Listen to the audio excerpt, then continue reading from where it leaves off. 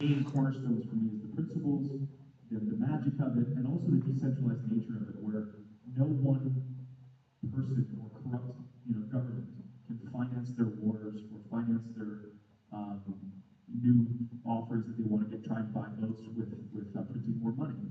So it makes them responsible, and that's what I've seen is a big problem with politics is there's no fiscal responsibility. You can just run up the debts.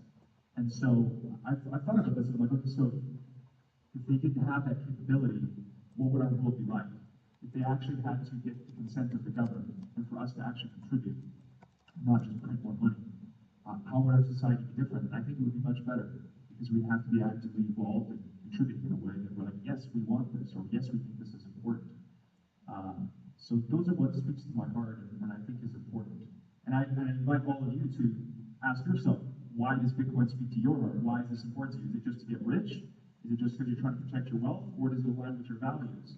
Is it something that you want to stand for and stand behind and speak up about? Because I think that's how we can actually win this war against the fiat banking system or the centralized banking system, is that we speak from our hearts and with our values in place, as opposed to just get rich and you're dumb if you don't do this. If you can apply to people's values in their heart, you can win over their minds because we all make decisions, we buy things by our emotions, and if someone can't, have mental blocks, we can apply to their hearts to go, well, what are your values? What are the things that speak to you? And then you can show them how they actually apply to Bitcoin. And I think that's what I like. I think is important. Yeah, and you said something really interesting there, and I kind of want to double back on it, which is this idea that governments are using this privileged power of being able to create money for free that everyone else has to work for anything they want, right? Whether it's the endless wars, social programs that you might not necessarily agree with, like you said, to buy votes to maintain their political moat. And what worries me though is that I think a lot of people, and the analogy that I always use is, it's going to sound cliche to a bunch of Bitcoiners, but the movie The Matrix. I heard a couple of people. In the movie The Matrix, when Neo was first woken up by Morpheus, and Neo was in the constructs, he kind of, he freaked out, they pulled him out, he threw up, and then he woke up in the following scene. In that scene, Morpheus was standing behind Neo, and Neo was getting out of bed, and Morpheus looked at Neo and said, Neo, I apologize. We usually don't pull people out of the Matrix after they're above a certain age, right? And you apply that to the fiat matrix. So if someone's been in the fiat matrix the vast majority of their life, even though I fundamentally believe it's a lot easier to send a Bitcoin transaction than it is to send a wire, they're so conditioned to this system. They're so conditioned to a society where the government does have the ability to print money. They inherently believe that that is a good thing. And that is something that actually does keep me up a little bit at night. So how do you talk to them? How do you talk to them? Every single day, you chip at it. You don't get stuck in the left-right political discussion. You try to show them, that Bitcoin is a better way. But the number one convincer that I've noticed is NGU technology. That NGU technology tends to do the trick. What's that? I don't know what that is. Number go up. It's going up forever. It's going up forever. But yeah, NGU technology tends to do the trick.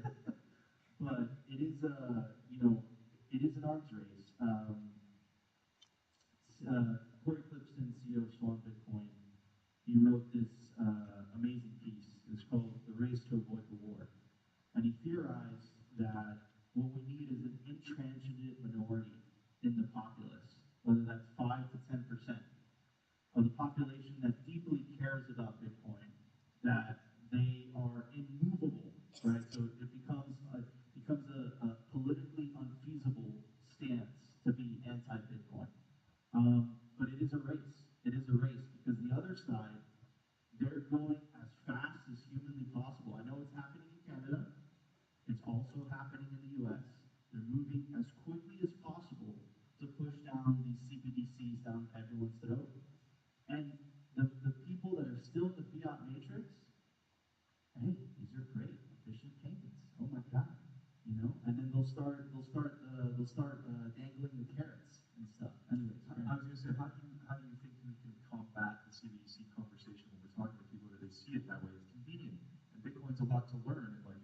complex. Like, how do we bridge that gap? How do we bring home? It's narrative trench warfare, man.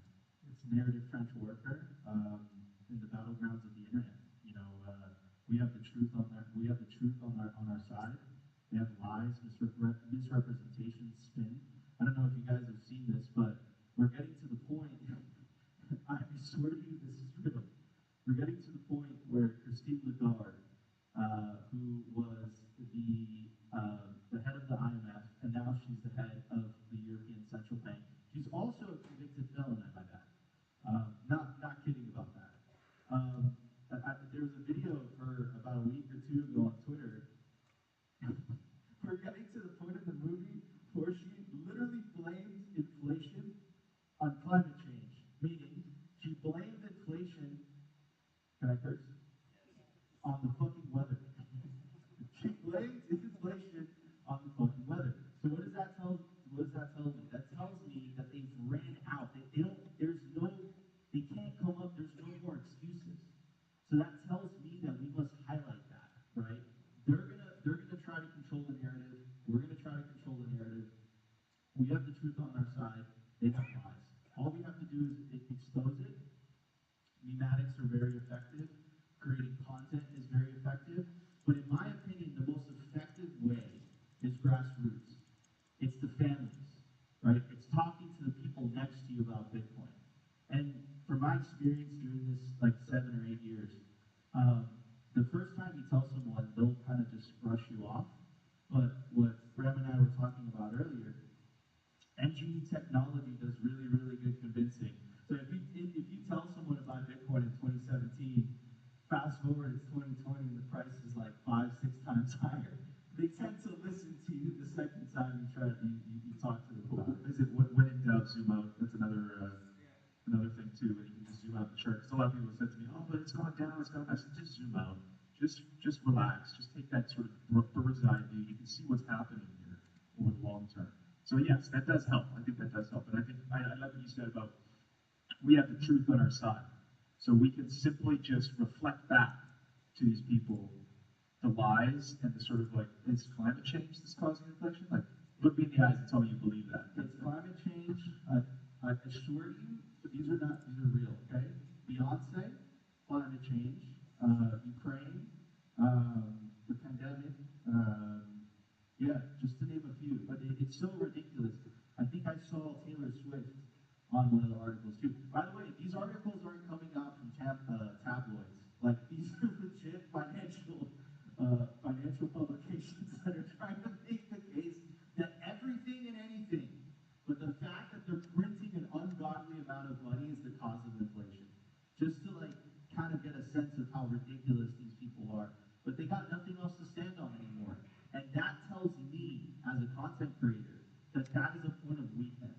That is a point that we put the pressure on, we highlight it, and if we get the mainstream consciousness to ask a very, very basic and simple question. Because it has to be simple and it has to be a basic question, because that's how the vast majority of people will understand it and they'll ask it. Which is, why are we being forced to use money that is designed to decrease in purchasing power over time? And that is the facade that they will die to protect. Because if they lose that privilege of being able to create money for free, a lot of these politicians whose life depends on the money faucet. It's also that they depend on the ignorance of people. Yeah. You know what I'm saying? Like, if you're ignorant to how this all works, then you think it's for your best interest. You think that the government is out there to take care of you, to do all these nice things for you. But then when you get educated, you're like, oh, wait a second, this is not designed to help me out. And I think that's another sort of target for us, is the education element of it, which is why I think this conference is a great idea, is to educate people, to bring up these conversations, and to wake up from this being asleep and being complacent in our lives. And as we do that, we take back more of our power, we take back more of this personal responsibility, and all these politicians and the situation that we're in, we created it with our complacency. We created it with our not caring and not being involved and not speaking out about these values that people fought and died for. And so now it's on us to stand up for these things and in our way, fight for these things and put our own lives on the line, whether it be digital lives or reputations, but to speak out. It's not easy, but it's necessary, and we need to do it. Yes? Can we get one more yes a lot louder? There we go. Bitcoin or slavery. Anyways, I wanna pivot the conversation a little bit. Where do you see this going in the next 5 years? And specifically, I'm talking about the countries that most benefit from having that privilege. Because if you're Venezuela or you're Zimbabwe, the government can't just print an unlimited amount of money, right?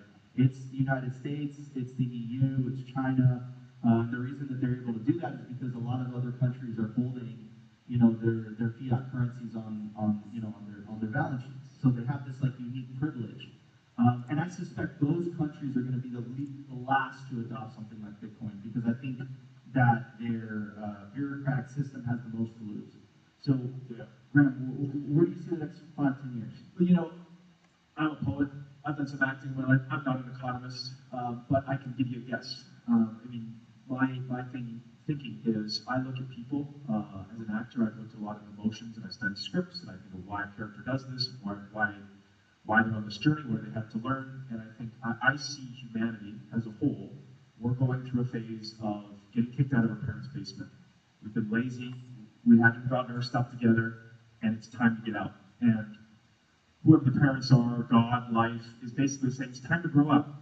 So I think in the next 5 years, we're gonna have a lot of people that aren't ready to grow up, and they're gonna get kicked out of the house, and it could be a CBDC, it could be a financial meltdown, there could be some event, but it's going to be a rude awakening for some people that haven't taken responsibility, that haven't got out there and started learning new technology, learning how to protect their wealth, learning how to speak up for their values. And there are other people that are going to thrive. They're going to get out of their parents' basement, they're going to get out to the real world, and they're going to help teach other people. And they're going to help start businesses. Like I'm sure many of you are going to be those people, because you're here right now learning about this, and you're ready to start sharing this with other people. And I think that's what I see sort of on a metaphorical sense. Happening in the next 5 years is there's going to be this rude awakening and also a blossoming of our society as we basically taste freedom for the first time from central banking.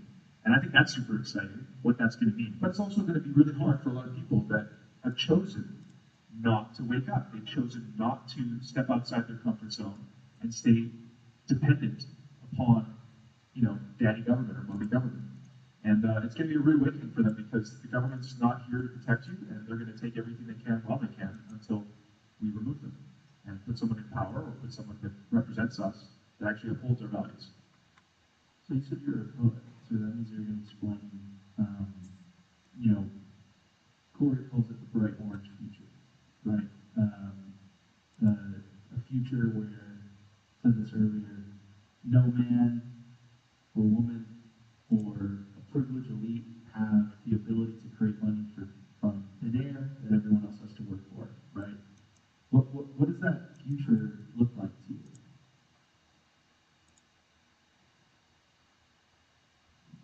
Well, it's all I just get a feeling of like, it's like a kid being like, hey, what do you want to do today? When you like call up your friend when you're a kid, you're like, hey, let's go play. What are we gonna do? Let's go light something on fire. It's like, oh, it's exciting, right? Like, I think that's the excitement that I get when I think about this in the future, is there's just this limitless potential when people can be liberated to create freely and to not be sort of like sucked dry from a fiat currency, that the standard that we're on. I'm excited about it, and I just feel like the unleashing of potential and inspiration and creativity and the ideas and the products and the services that will be created in a new world like this is exciting because it's unknown. It's like, have we ever had that in the modern? We haven't had it in the modern world because we've been on a centralized system now for a long time. So what would it look like to have that freedom with all these tools, this technology that we have now? It's super exciting. That's what I see. I agree. I think it's going to unlock human potential, the likes of which we've never seen before. I think it's going to empower. Individuals in specific locations, the likes of which they would have never had those opportunities. In the case of Simply, I hire people all around the world just to do work for me. I don't even know their names. I don't even know where they're from, what religion, what their creed is, what their race is. I don't care. Whatever. The only thing I care about is I judge their work, right? We live in this world right now where you need to know who the person you're transacting with. And if you are in a specific location, just because of where you happen to be born in, the system that they want for us is a system where they get to pick and choose who's entitled to use good money and who's not entitled to use good money, which I think is absolutely absurd. I think that's the part that excites me the most is, we're going to have some type of equal opportunity for people. For the first time, they're going to have the ability to save and earn in a money that doesn't lose purchasing And a lot of the countries that have been screwed over by, the central banking, major corporation or major countries will have now a much fairer sort of shot at contributing and sharing their gifts with the world. So that's super exciting too. I love that. 100%. Anyways, we're coming to the last 2 or 3 minutes of Bitcoin 101. Guys, I can't emphasize this enough. Take personal responsibility. Take it upon yourself. Put it on your shoulders if your family don't know. And spread this thing. Spread the peaceful Bitcoin revolution. Everyone is good at something. Doesn't matter whether you have a big Twitter account, a big channel, a big following. It doesn't matter. We all have a role to play in this. I'll tell you a very quick story, and I'll pass it on to Graham. The New York Times released a hit piece, basically trying to make the case that Bitcoin miners were bad for the environment. Riot and Pierre Rochard came up with a video basically debunking them and making them look like a fool. Then the New York Times used the Twitter community note feature to try to quote-unquote fact check the Pierre Rochard video.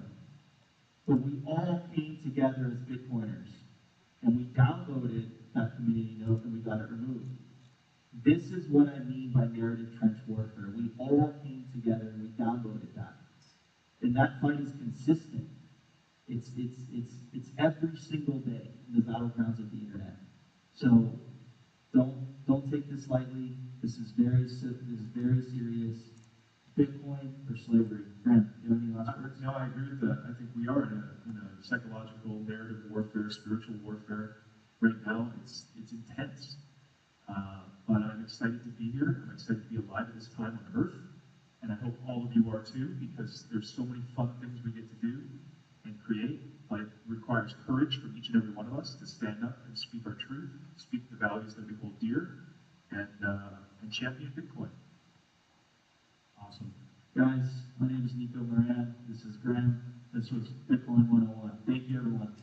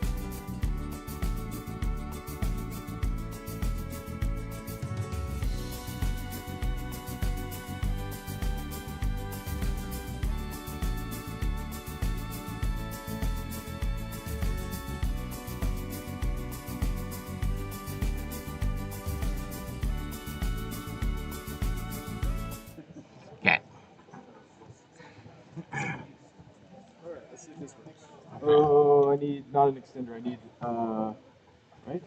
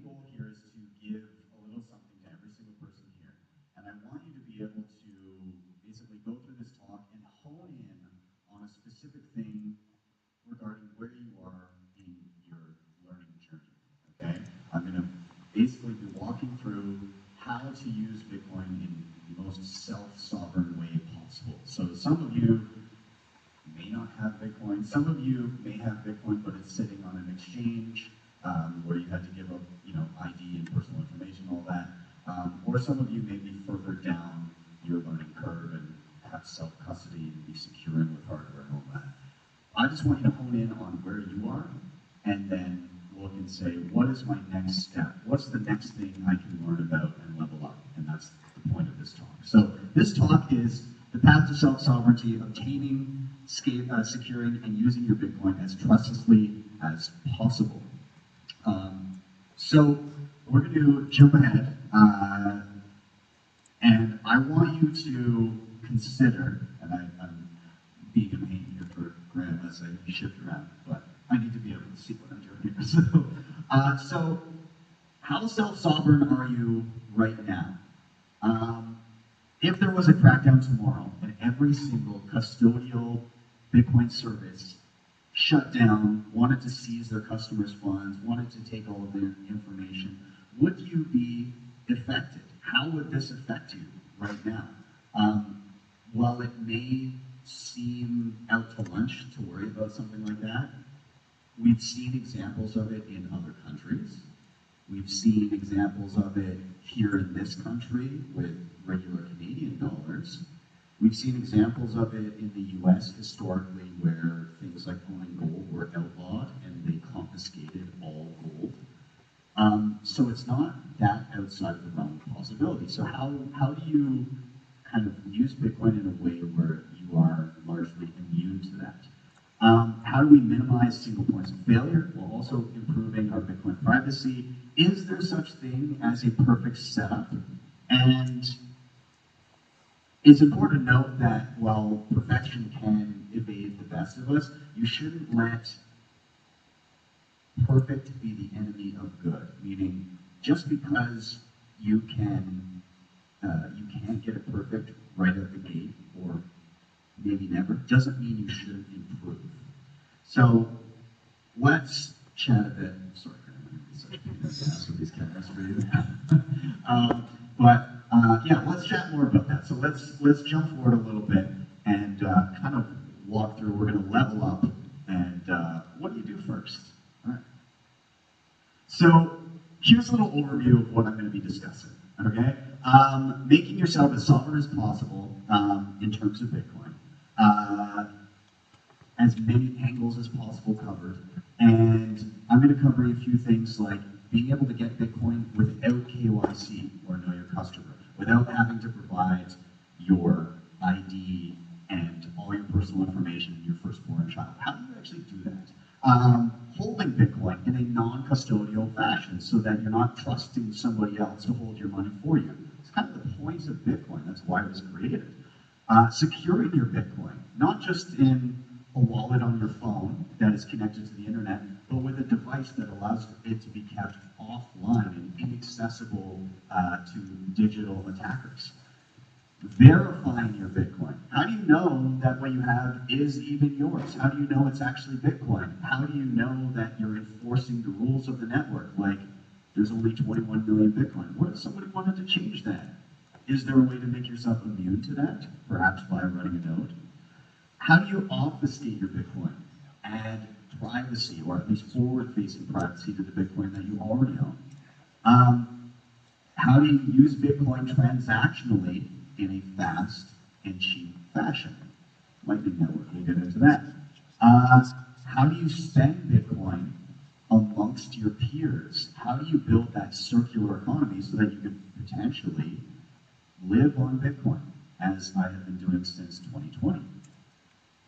And how do you really lock down your Bitcoin that you want to hold for generations? How do you set up something secure where even if somebody kicked in your door, you could not give up your Bitcoin? So that's what we're going to explore. So we're going to jump forward here. So let's chat non-KYC Bitcoin. So many of you will be familiar with logging onto an exchange, having an account, giving ID, sending an e-transfer or whatever it is, and then you get your Bitcoin eventually, hopefully taken into your own custody. But there are ways to obtain Bitcoin without having to give up all that information. It goes without saying, obviously, that leaving coins on an exchange is bad practice, but what about using exchanges at all? If you're concerned about data on your holdings falling into the hands of malicious individuals, government, or otherwise, you may want to consider using non-KYC methods. So these up on the screen are some examples of tools that you can use. I love HodlHodl. They're used all around the globe. Peer-to-peer, basically setting up offers, taking offers from individuals with a ton of different options in terms of payment method. Here locally in Canada, Hold Bitcoin, while you have an actual account with them, you can actually buy non-KYC Bitcoin through the post office, which they just launched. And the post office actually has no idea what you're paying for. You just scan a QR code, you give them cash, or use a debit card, whatever you want, but you make a purchase through the post office. Really cool what they rolled out there. Some other cool ones, RoboSats is really awesome. BISC is a little bit more technical, but you can still obtain non-KYC coins there. In some instances, Bitcoin ATMs allow you to not have to scan ID or perhaps just provide a dummy phone number if you prefer. And then obviously mining from home is another option to get non-KYC coins. You can also, of course, earn Bitcoin for goods and services, so that's always the greatest option in my opinion. Let's chat about non-custodial wallets. So if you're sitting on an exchange right now and you haven't withdrawn your Bitcoin from the exchange, you do not own Bitcoin. You own an IOU that you will hopefully one day be able to redeem for Bitcoin.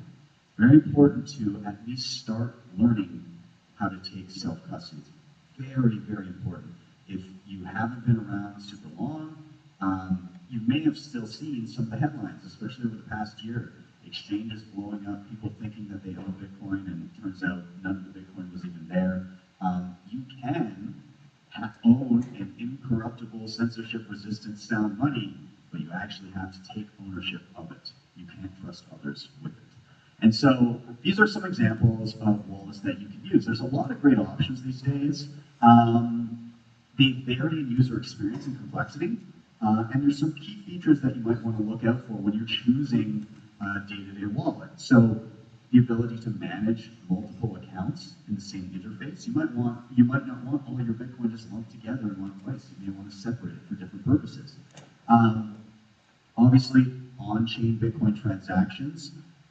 Those of you that have taken your own custody know that fees can vary, and so having the ability to fine-tune your fee settings as you're sending transactions, so that when the network is particularly busy, having those fine-tuning options are fantastic, and the ability to bump a fee if something is taking a long time to go through.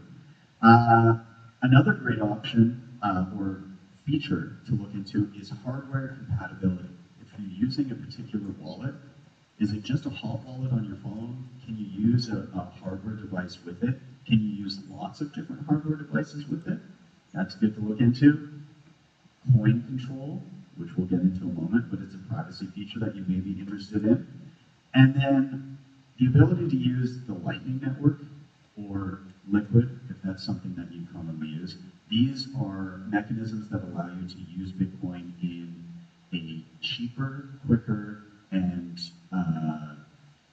slightly more private manner, right? So lots of things to consider when picking out a wallet. But actually, I'm going to jump back to the previous one just for a second here.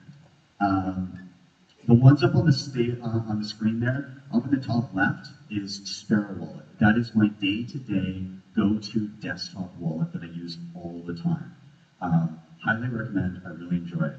Over on the top right, that is Nunchuk Wallet, and it is desktop, but I primarily use that on my mobile device, and that is a great, in my opinion, option for travel, paired with something called a Tapsigner, and it's just like an additional layer of security. You can also use other hardware with it. You can do a lot of great stuff with it, and it does have things like baked-in inheritance planning and stuff like that, which we'll get into that later on. Anyways, the other options up there: Spectre, Blue Wallet, Moon, maybe not as much now, but hopefully they'll give it an overhaul and it'll get even better. So anyways, we can jump ahead from there. Let's chat hardware. How many people here have a hardware wallet themselves? Okay, doing pretty well, awesome. Those that don't, this is the part that you can hone in on. This is where you can, maybe start investigating. There is a lot of information to take in when choosing a hardware wallet. Obviously, if you get your Bitcoin, KYC, or otherwise, if you take self-custody, that's great, but you want to secure long-term holdings with hardware. Most devices, like the one shown here, will do the trick depending on your preferences. That said, there's a few key things you want to consider. And for those that are really unfamiliar with hardware, what hardware does, a wallet, in general, that term, is kind of a misleading term for where you hold your Bitcoin. What's actually in the wallet are the keys to your money. The money is not in the wallet because Bitcoin is just a big ledger of who owns what. Your wallet just holds the keys to unlock money that you own and no one else's. Okay, so you can think of a wallet kind of more like a keychain.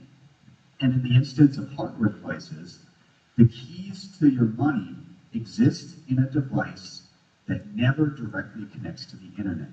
And that's the security of it. Nobody can remotely hack these devices and extract the keys to your money and be able to spend your money. When you have a hot wallet, or just an app on your phone that can fully control your money, then the keys to your money and your Bitcoin are only as secure as the device those keys are sitting on. So a phone wallet is more like cash in your pocket, whereas one of these devices is like cash in a safe in a remote location that requires a key. All right. So in terms of what you're looking for, number one, do you like the interface? Is it intuitive? Do you enjoy using it?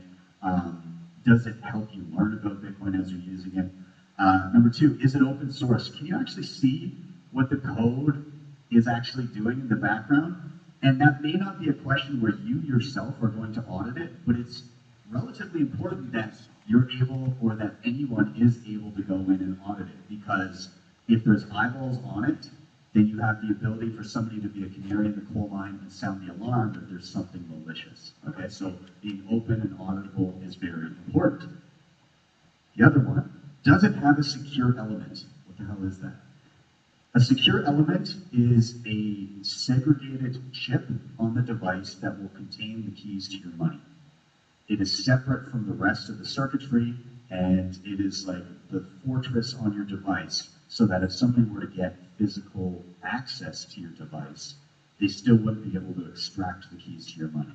They would probably destroy the chip before they ever got anything out of it. So a secure element is another big selling feature. Is it Bitcoin only? If there's people in the room that are kind of coming at this from the crypto space, Bitcoin only actually does matter when you're talking about security.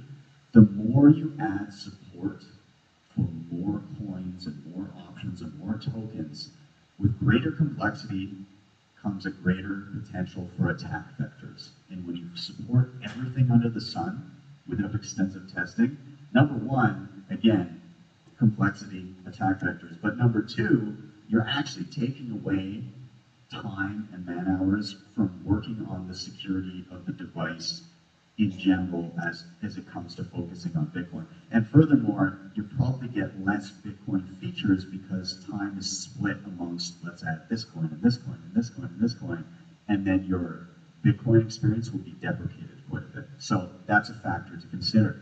Now, can it be used with alternative wallet software? What does that mean? Well, if you look up at the screen, Ledger, Trezor, Bitbox, Keystone, Passport, all of those options, they do come with proprietary apps that pair with them. Now, out of the ones I just mentioned, Ledger and Trezor, and I think Bitbox as well, I could be mistaken there.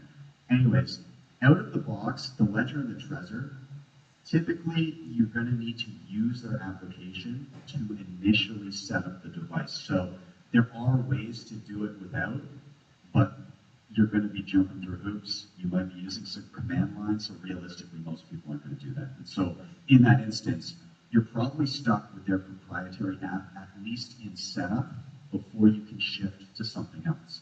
And if your device is not open source, if the software is not open source, then you have no indication of what's happening in that process, and so you're not quite sure what's happening in the background, and if you're forced into that situation, not great.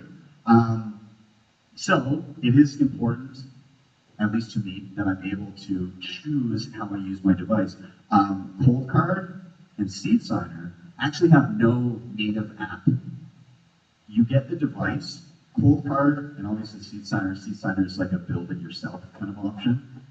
Neither of those, when CoinKite sells a Coldcard to you, you grab it, they have no idea if you've ever turned it on at any point.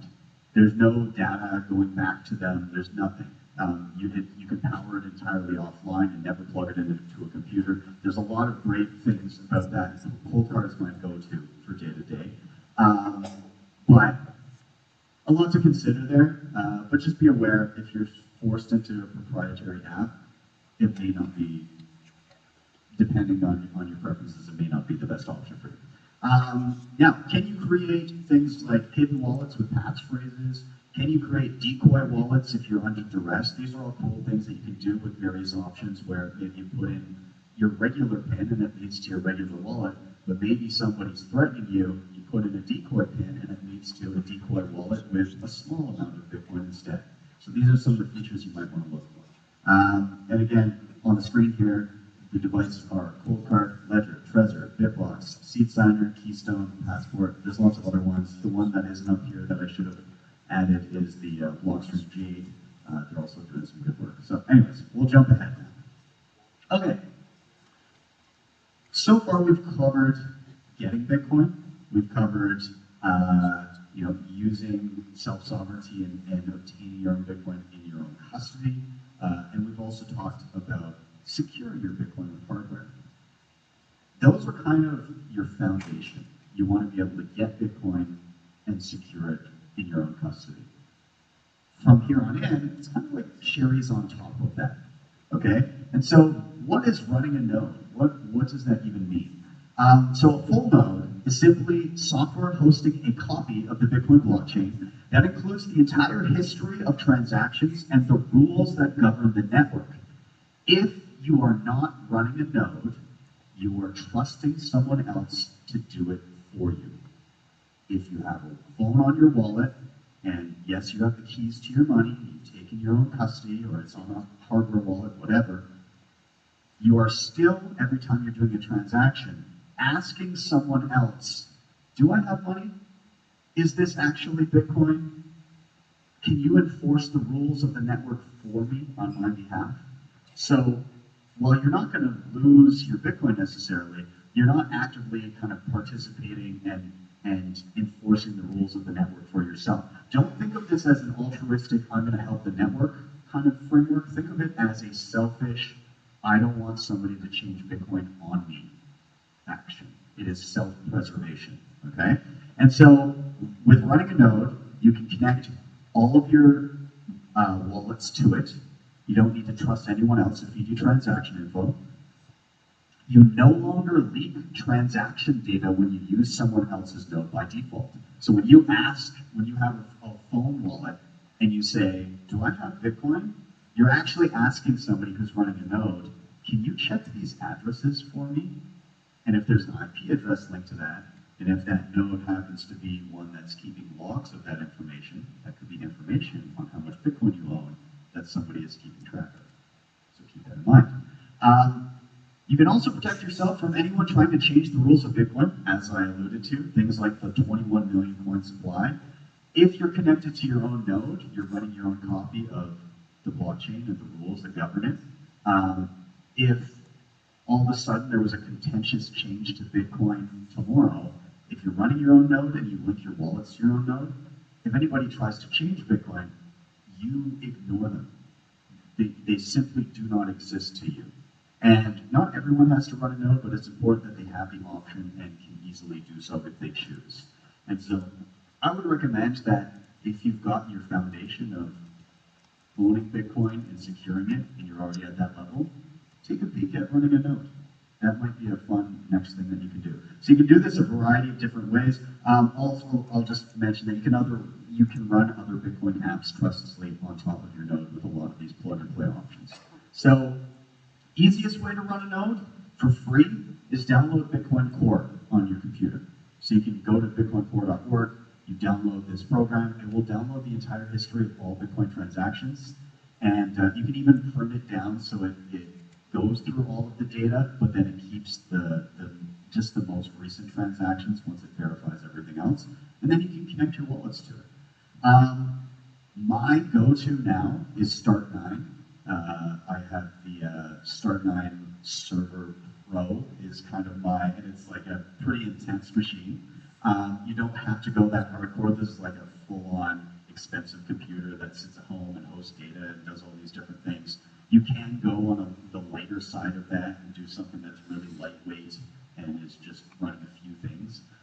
But there's some other options out there. There's the HodlHodl, there's Umbrel, there's Raspberry Blitz, MyNode, Ronin Dojo.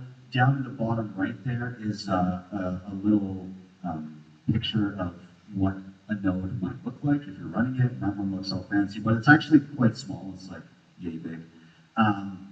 So anyways, there's lots of options for running nodes. I encourage you to check it out if this is where you're at in your journey. So we'll jump to now privacy.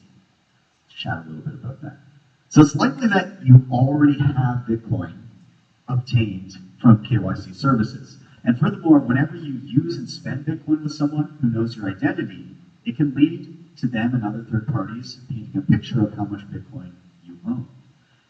To preserve privacy and minimize those associations, you may want to explore CoinJoin and start learning about coin control, which is specifically selecting certain Bitcoin to spend in certain instances.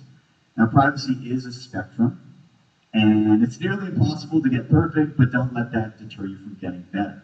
And so when I say here that as you spend Bitcoin, people can get a picture of what you own, a lot of people think that Bitcoin works in the way that, oh, you just have a wallet and it has a balance, and the balance gets updated or debited or credited or whatever. It's not exactly like that on the back end. It actually functions a lot more like hash. And what I mean is, if I have a Bitcoin wallet and somebody sends me 1 million sats, and then somebody else sends me 5 million sats, I don't just have a balance of 6 million sats. I have a balance of 6 million sats, but I have two distinct pieces of Bitcoin sitting in my wallet. 1 million sats and 5 million sats. And you can actually see that distinct piece sitting there. And you can think of it this way. If I go into a shop with a $100 bill and I buy a candy bar, the shop owner doesn't know that I've only spent $1.75 on the candy bar. They know that I have the $98.25 in change as well, because they saw the entire bill that I paid with, and the same is true of Bitcoin. If you pay with certain bills, people can begin to paint a picture of what you own, and furthermore, they can see those pieces, that change that went back to you, and they can also see on the blockchain when that change is combined with other money. And so then they can start to see, wow, this person that just bought a candy bar with their $100 bill went and bought a $50,000 vehicle immediately thereafter. They wouldn't know it was a vehicle, but they would see that expenditure all lumped together. So this is why privacy tools are important. It's not just I don't want the government to know that I own Bitcoin. It's I don't want somebody coming to my house with a $5 wrench and beating me until I give up my Bitcoin. So again, privacy is important, and it's definitely worth diving in. Some of the tools that you can use, Samurai Whirlpool is an awesome option. You can use this on mobile, but you can also use it with Sparrow Wallet, which is my, again, daily driver. It's built in there. So if you're already playing with Sparrow Wallet, you can start to experiment with that. Join Market, Mercury Wallet, Wasabi Wallet. Lightning does have some privacy benefits from a spending standpoint, so not a bad idea to use as well. Yeah, dive in. I will mention how to explore this more later. Okay, let's chat Lightning a little bit. How many people here have used Lightning? Okay, good. Okay, awesome. Now, I will say this is an easy one to jump to and level up and try for the first time. As a matter of fact, if you haven't tried Lightning yet, and you would like to later in the day, come find me at lunch. I will set you up with a wallet in 2 minutes and you'll have your first transaction in no time at all. Non-custodially, might I say, okay? So I will do it in a way where you won't be relying on somebody else to hold your Bitcoin for you. You'll have your own wallet. But Lightning Network, it does continue to grow. It's allowing for cheap and instant payments, while also allowing for some privacy benefits. There's some great non-custodial options here. I brought up Moon before, but things have changed. I won't go deeply into it, but hopefully Moon will get better over time. But some other options include Breeze, Phoenix, Zeus would be more so if you're running your own Lightning node. We'll get into that later. But my recommendation right now, my go-to that I'm teaching people about is Phoenix Wallet. And Phoenix is just so easy to set up. The backup is very similar to any other Bitcoin wallet, and you can get going holding your own Bitcoin, being on Lightning Network with basically no prior knowledge. For advanced users, you can run your own node and you can create channels and connections with peers and do all of the complicated bits in the background if you're really feeling keen on that, and route payments for other people and earn small fees in the process. And you can actually manage it all remotely with that Zeus wallet at the bottom there. And I use that religiously. I think it's a fantastic option. But I use both. I use Zeus and I use Phoenix, and I kind of, depending on the situation, I might use one or the other. All right, let's move on from Lightning. Let's chat Bitcoin circular economies. And this one is going to be very different depending on where you're at, depending on the connections that you make. But I live here in Calgary, and I'm trying to help, selfishly try to help build it out so that I can get all my shit for Bitcoin. So there's many ways to begin living on a Bitcoin standard. Some examples of websites and initiatives you can use to remove yourself from the fiat economy are btcmap.org. So this is a great resource where you can go to. You can get an app on your phone and you can find local merchants. And what they did is they went back historically and found any business that has ever accepted Bitcoin, and it has been added into that map. You as an individual using that can actually help with the map, and you can add entries if you encounter new shops that accept Bitcoin, or if they have old data from a shop that did it as a marketing shtick back in 2015 and then just didn't keep up with it, you can also add the info, hey, these guys are no longer doing it, remove them from the map so that you get the most accurate picture. Awesome resource. There's also another one called SatMap, and this one is only brick and mortar, but SatMap is, can have like remote businesses that don't have a physical locale as well. The Beef Initiative, this is a really cool one out of Texas, and basically what they're doing is they're introducing people to their local ranchers. It is not Bitcoin specific, but Bitcoin has made its way into this organization because it makes sense from a self-sovereignty perspective, trying to cut out the middlemen, trying to cut out the state from people dealing with their local ranchers and sourcing food locally. It's a great initiative. And I was jealous about what I saw going on there. And so on Twitter, I asked, are there any Alberta ranchers that would be willing to accept Bitcoin for beef? 3 minutes later, I had a guy that messaged me, I now stock my freezer with beef and I pay in Bitcoin. And since then, I've actually come across 2 other ranchers in southern Alberta that are also willing to do the same. There's a guy that I get my eggs from. There's somebody in the theater that bakes me my bread. So there's lots of things that you can do in terms of making your local economy. And I'll touch on that one more time in a second. But a couple other options here. BitRefill and the Bitcoin Company, these are both options in terms of being able to get gift cards for what you need and pay in Bitcoin. Another one that's not up here, because I did this talk internationally last, but Bull Bitcoin, amazing resource. You can literally pay every single bill that you have with Bitcoin. I do regularly. You can pay your utility bill. You can pay to any bank account. You can make payments to really anywhere in Canada. If you have a biller, if you have a TELUS account, if you have whatever, you can just pay it with Bitcoin. So if you haven't tried Bull Bitcoin yet and you want to get on a Bitcoin standard, check them out.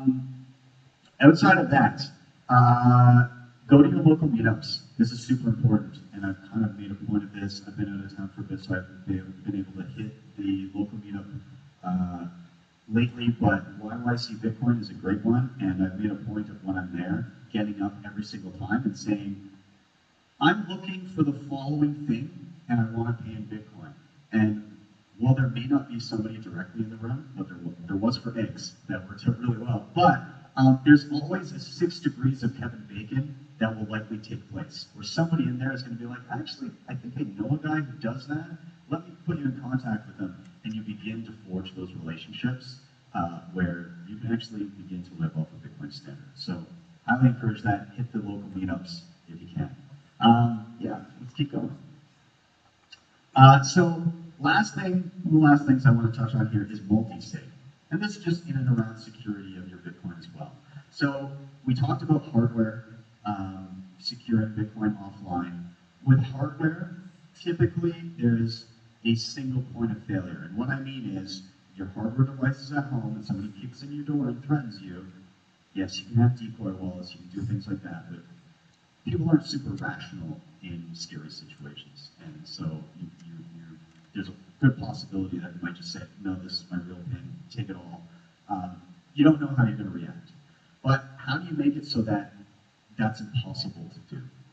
And that could be multisig. Multisig is basically having multiple keys that are required to open your digital vault. So you can picture like the nuclear codes where they will turn the key at the same time to launch. Same kind of idea. You can create any quorum, is what is referred to, of a multi-sig vault that you desire. And what I mean by that is you say, there are 3 keys to this vault, and I require at least 2 of them to unlock it. And then you take those keys and you disperse them to different locations. Maybe you have one in a safe. Maybe you have one with a family member. Maybe you have one buried in a secret location or in a safety deposit box or whatever it may be. You can have those keys in different spots. So if somebody kicks in a door or somebody finds one, they've got nothing. They've got a singular key. There's no chance they're getting into that vault. So, multi-sig again, digital vault, distributed geographically. There's easy and more difficult ways to do this. The easy way would be collaborative custody. And what I mean by this is you pair with a company, and a company would have one of those keys, and then you would have the rest of those keys. So if you had a vault that had 3 keys and required at least 2, okay, well that's great. You've got 2 devices, and you probably have a backup to each device. So you've actually got 4 things. You could lose 75% of all the crap you're supposed to take care of and still be okay, because you could have that one key and go to the company and say, hey, I lost most of my stuff, I've got this, can you be the second key to unlock the vault? And that's what you pay them for their services for. There's a couple different flavors of that. Unchained Capital is very easy, user-friendly. They do require KYC. They require that you give up personal information. So privacy-wise, in terms of what do you hold, there's a honeypot for that information. Same with CASA. On the other side of things, Nunchuk does have a non-KYC collaborative multi-sig option. So all you need is an email address, and you can actually set up that with inheritance planning and all that stuff. So different flavors for different folks. And then finally, you could just do it fully self-sovereign. You can create a multi-sig vault yourself on various different types of software. You can hop back and forth between different software to manage it. It's all independent, wherever you want to take it. So lots of options here. I will caveat this by saying, beware user error. These things are meant to be resistant to you making mistakes, but also don't overcomplicate things. If you're worried you won't be able to regain access later, keep it simple, or go with one of these collaborative options, and that will hedge things pretty well. All the options up here on the screen are Unchained, CASA, Spectre, Blue Wallet, Sparrow Wallet, which again is my day-to-day driver, Nunchuk Wallet, and Lily Wallet, and there's lots more options. All right, let's jump forward. Okay, let's do a little recap of what we just heard. Again, I'm going to say, all of this is not for everyone, but some of this is for everyone in this room. How many ways There's many ways to level up. You can obtain non-KYC coins, hold your own keys, secure Bitcoin with hardware, run a node, use CoinJoin and coin control for privacy. You can use Lightning for payments. You can create circular economies, and you can lock that stuff down for generations with mutisig. Jump forward one more time. I have video tutorials on literally everything I just said, so you can go and look those up, and you'll be able to get all of them. Don't worry, on the next screen there's a QR code you can scan, so you can go right to the channel, and you'll be able to find all of it. But yeah, there's basically walkthroughs of everything. So if you found something in there that you said, okay, that's my next step, great. Now you've got a walkthrough, so you can just go and do it. And we'll jump through one more. If you're looking to level up your knowledge around Bitcoin, these are some great books that you should check out. A lot of them are Bitcoin specific, but a few of them are tangential information to Bitcoin that are very complementary to Bitcoin. So feel free to take pictures of this. Across the screen, I'll just name a bunch of them. The Bitcoin Standard, The Price of Tomorrow, The Seventh Property, The Sovereign Individual, The Fourth Turning, The Block Size War, Sovereignty Through Mathematics, Magic Internet Money, a big book about Bitcoin, 21 Lessons, Layered Money, Inventing Bitcoin, and Economics in One Lesson. And this is just a handful that are recommended for you. And the key takeaway from this talk I would like to impart upon you is one step at a time. Don't worry about being perfect. Just focus on growing and improving. That's the important part. And this QR code here, if you scan it, it'll take you directly to my YouTube channel where you can find all of those tutorials and everything that I talked about. You can find me on Twitter. You can go to my website, btcsessions.ca. YouTube is where this QR code will take you. And yeah, I'm going to wrap it up there. Thank you guys very much. I hope you guys learned something.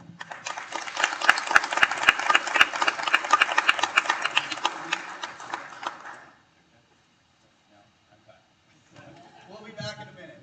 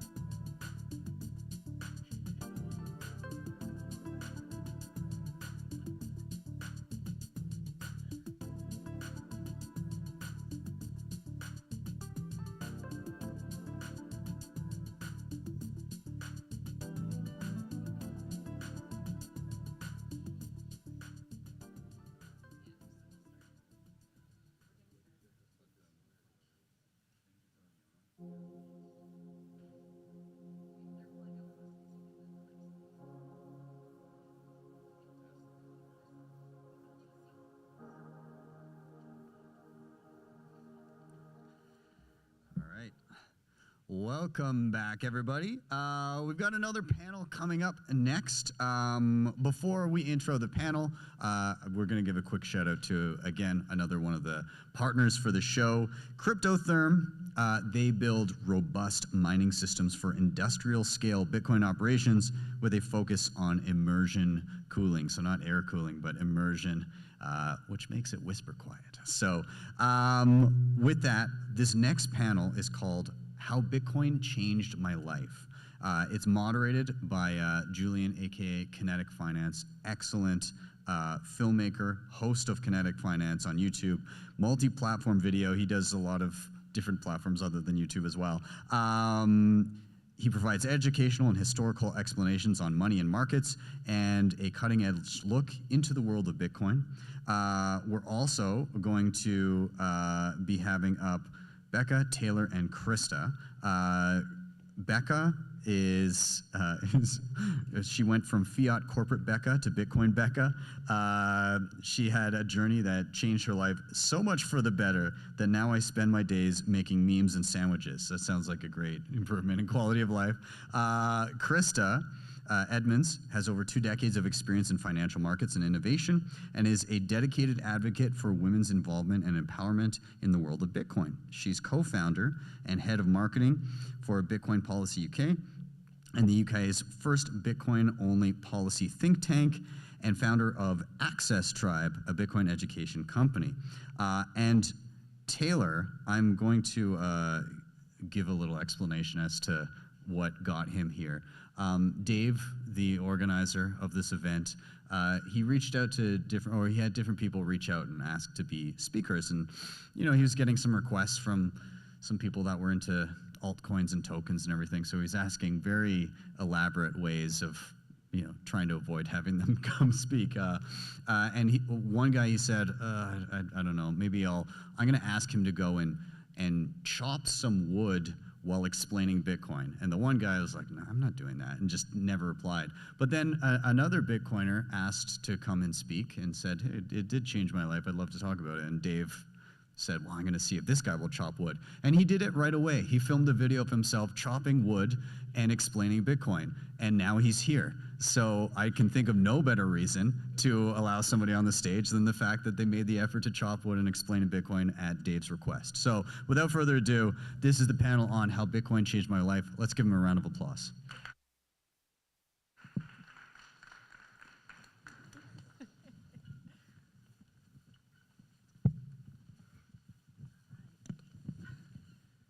Alrighty. I mean, whose life hasn't Bitcoin's changed at this point? I want to start asking maybe just a quick follow-up introduction, if that wasn't enough, but maybe explaining how Bitcoin has affected any particular part of your life that you'd like to talk about, whether it's the way you look at personal finances, well, it's the way you look at geography, obviously money, politics, and kind of explain your connection to Bitcoin and what really speaks to you about it. And we'll start with you first, Krista. Well, I didn't talk to my dad for 12 years, and so we had a very fractious relationship. And he is a missionary. He's a born-again Christian and a missionary, and I was quite anti-church. And I think for me, really, the journey of Bitcoin opened my mind up to other perspectives. And I actually find it quite hard to articulate this, to be honest, because I don't really know exactly what happened. I just started to look at the whole world in a different way and understand people's perspectives better. And I also think I probably started to understand his evangelistic need to tell everybody about Jesus, because when you become a Bitcoiner, that's basically what happens to you. You cannot shut up about it. That's exactly. So I think that's probably, it sort of led me to reaching out to him and getting back in contact with him, and we're back on speaking terms. So it's had a fairly monumental impact in my life. Yeah, and for me, actually, also relationships, just kind of the concept of what proof of work in Bitcoin is, and the relationships that we build with other people, with the community, and with ourselves. And I find, you know, looking at Bitcoin and the people in the space, like all the work that they're doing, going out, like trying to convert people, like, you know, get off the fiat standard onto the Bitcoin standard. It just kind of, yeah, I found a crowd of people that wanted to see some change in the world, and sort of build those relationships. And that kind of, for me, is how it's changed me, because I want to be a better version of myself every day. And I find with Bitcoin, it kind of pushes me towards that, instead of like with the fiat mentality, kind of like, oh, it's like proof of stake. You just kind of, not really true to your word. Sometimes it's just like, oh, whatever, like it's fiat, and just kind of I'm going to go on. But yeah, just trying to be a better person every single day and build those relationships. Bitcoin has given me hope. I'm already a bit of a doomer, kind of it's my default state. And when I look around at the fiat world, it's hard not to fall even further into that. You see things collapsing, you see things going wrong, you see people losing their life savings. But Bitcoin gives us hope. Layered on top of that, it's given me a mission. I think people have an innate need to have a mission of some kind. Otherwise, we fall into this 9-to-5 death spiral of every day you're just surviving, if that. But if you have a mission, suddenly you have hope. You have something that can give you a future, and some way that you can give a future to others. Yeah, for me, Bitcoin really opened the world of journalism up to me in a way that I had never really seen before. I have a background in filmmaking, and a lot of the productions I worked on were mostly fiction. So you'd be writing scripts, creating characters, creating scenarios, and the world of Bitcoin is just so interesting. Like every year, it feels like 10 years worth of history happens, and you have the opportunity as a filmmaker to really dive into that and kind of pick which alley and which side of Bitcoin you want to tell the story of.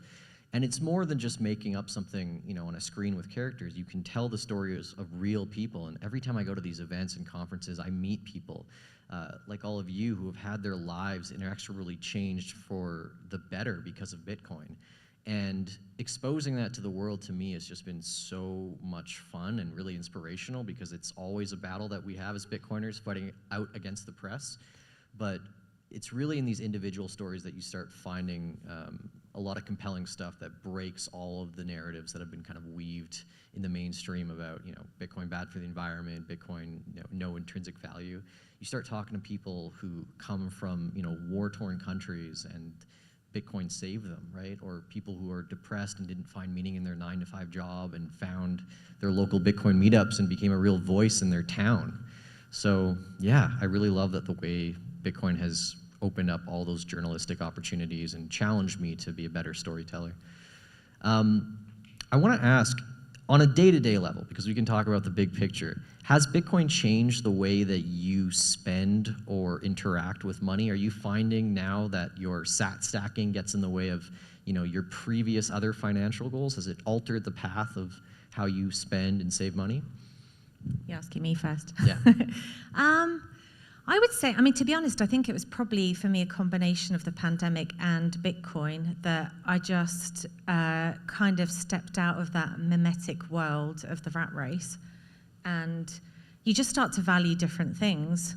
And I just don't really have the interest that I used to have. Like, I lived in New York for 6 years, and the big thing for me at the end of the week, or at the weekend, was to go to a really nice restaurant and go and buy new clothes. And I just have zero interest in that stuff now. So now I'm much more into having like deep conversations with people, going on hikes, spending time in nature.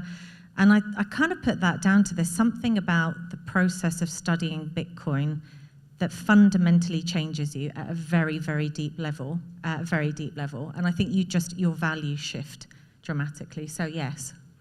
So I have an interesting tidbit, and I'd be curious what the audience thinks of this. I have always been really frugal when it comes to buying clothes and sort of these, like, I don't know, I've always gone for like the cheapest shoes that just work, or like, Old Navy, right? But actually, since finding Bitcoin, I found that I'm now going towards not, brands for the sake of brands, but trying to find really high quality stuff that just lasts for years.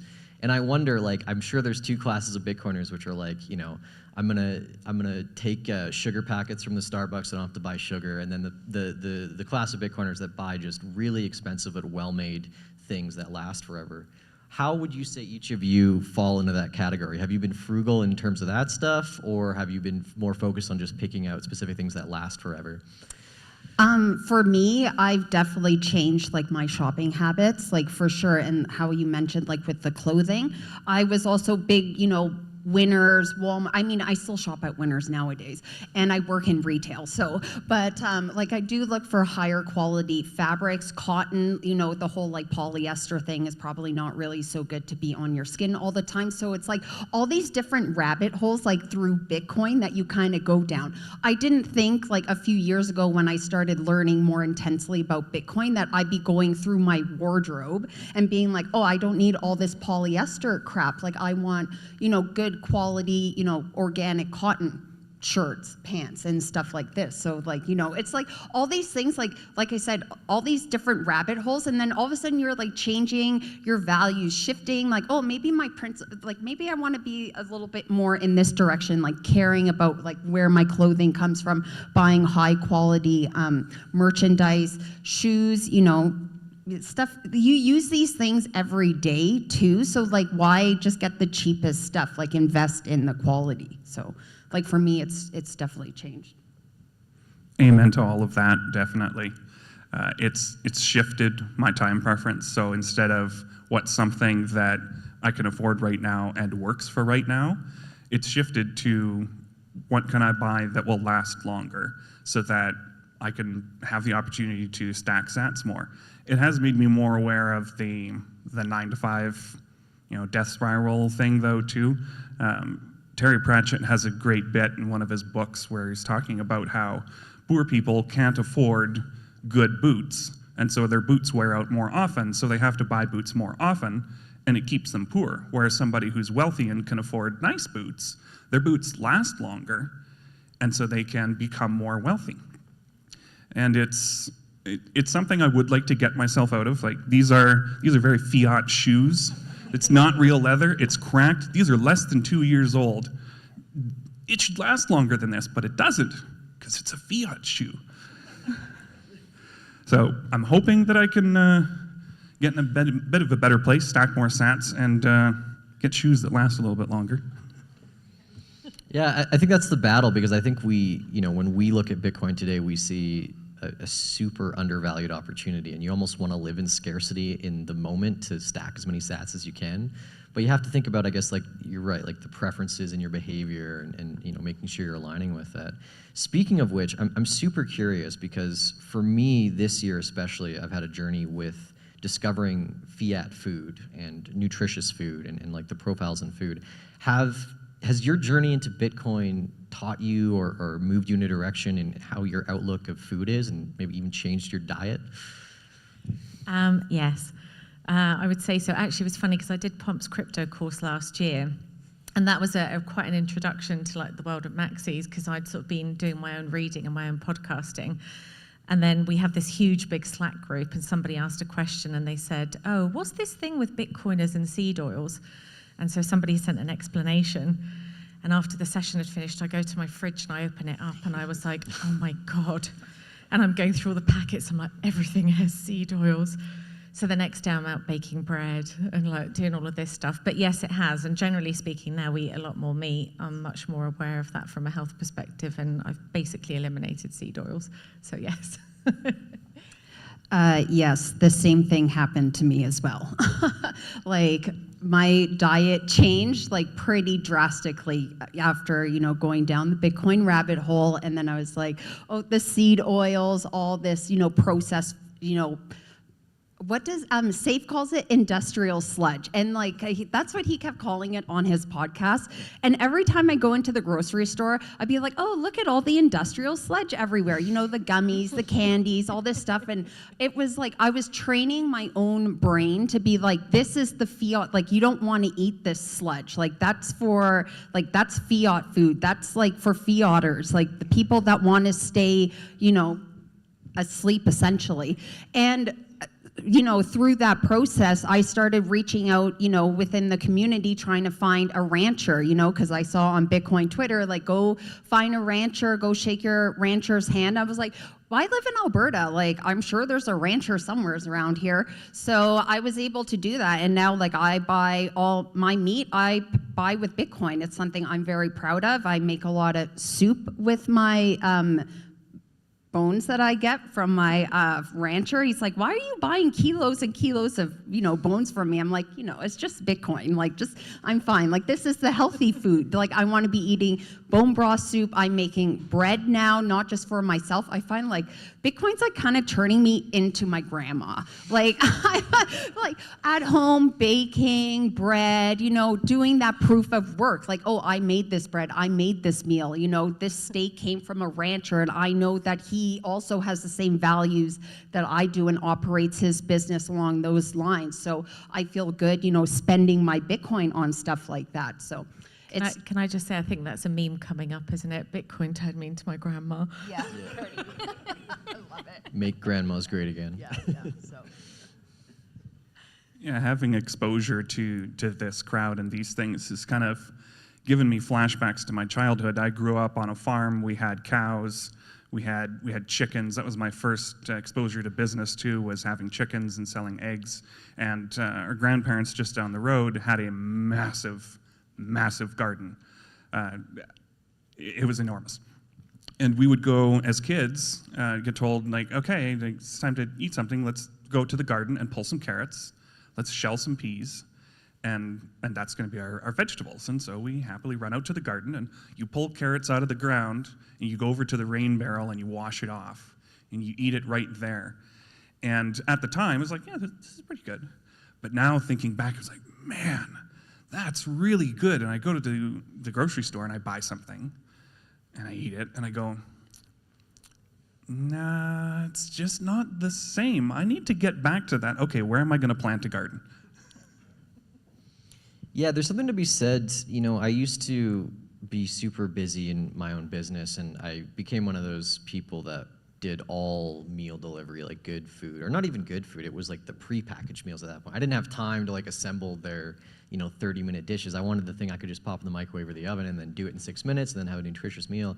And, the bear market stops you from doing that, but also your preferences as a Bitcoiner, I find, have a lot to do with it too. And I found myself really recently, and I don't know if it's just me going nuts, but I found myself really recently getting a lot more into cooking and also growing my own food. Like, I live in an apartment, so I don't get, a ton of sunlight there, but enough to grow my own tomatoes and lettuce and stuff like that. And I found getting back into the kitchen and preparing meals, it might not be the most efficient use of your time if you have a job where you're making, your time's valued at like hundreds of dollars per minute or hour. But there is a certain satisfaction to creating your own food and making your own meals versus having them kind of plated up for you.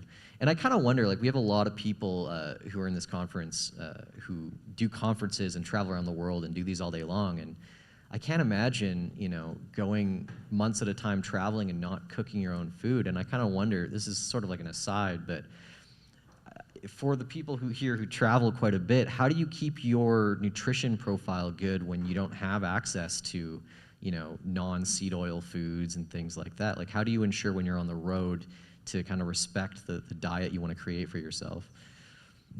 Fasting. Fasting, yeah. Saying that was my answer. Yeah. I don't travel that much anymore, but that's the solution, is just do your time-restricted eating and you're fasting. It's an opportunity, right? Yeah, and then just feast when you get home, right? Exactly. Yes. It's a little bit difficult when you're flying places because you're kind of limited as to what you can bring with you. But if you're going to be driving somewhere, buy a cold box, chuck some ice packs in there, and throw your food in there. And yeah, you might not be able to eat it hot everywhere. You can maybe pre-make your own pre-made meals that you can heat up when you get to your destination. But there's nothing wrong with eating cold for a few days or even a whole week if you need to. Something I learned from Bitcoin Twitter is pocket steaks. They're a thing. So just put pocket steaks. Can you elaborate on that? So you cook a steak at home, and then you get a Ziploc bag, and you put the steak in the Ziploc bag and put it in your pocket and take it with you to go. Does anyone in the crowd here have a pocket steak? Oh, BT is disappointed right now. Yeah, next rodeo, we'll make some true Bitcoiners out of everyone. All right, moving away from food, bigger picture. Everyone here has watched The Matrix. I mean, we all quote the orange pill, so we all have seen that movie. What has been your Matrix moment with Bitcoin, where when you learned about Bitcoin and you started looking and reflecting on the outside world, you realize that maybe we are living in a simulation and that Bitcoin could be the answer to breaking it? What's your matrix moment? Yeah. Okay. So that is my orange pill story. So I basically worked in financial markets for 20 years, and my husband got a job in Canada, and we wanted to move here for a long time. And we decided this was our opportunity to come here. So I had some time to start looking into an alternative career, and I had a bunch of colleagues who'd left to go to crypto firms. So I'm chatting to my mum, and I said, oh, you know, I'm thinking I should maybe look into this a bit more. And by the way, I thought I understood blockchain really well. I worked in corporate innovation, so I was like, I get it. I get the technology, not that interesting. And she sends me this video, and she said, oh, Jordan Peterson, my mum loves him, by the way, but she said, Jordan Peterson did this interview with like 4 Bitcoiners. And so she sends me the link. She hasn't watched it. And I'm like, why is he interviewing Bitcoiners? He's a clinical psychologist. Like, that's so weird. So anyway, I watched this thing, and it's like 90 minutes. And if you haven't watched it, I highly recommend it. I think it's called The Future of Money, and it's with Robert Breedlove, John Vallis, Gigi, and Richard James, the Australian filmmaker. Next day, she rings me up, and she said to me, so, you know, is this any good? Like, should I watch it? And I just said, it's completely changed my life. And she said, what? And I just said, I've been in financial markets for 20 years, and I've understood nothing about money, literally nothing.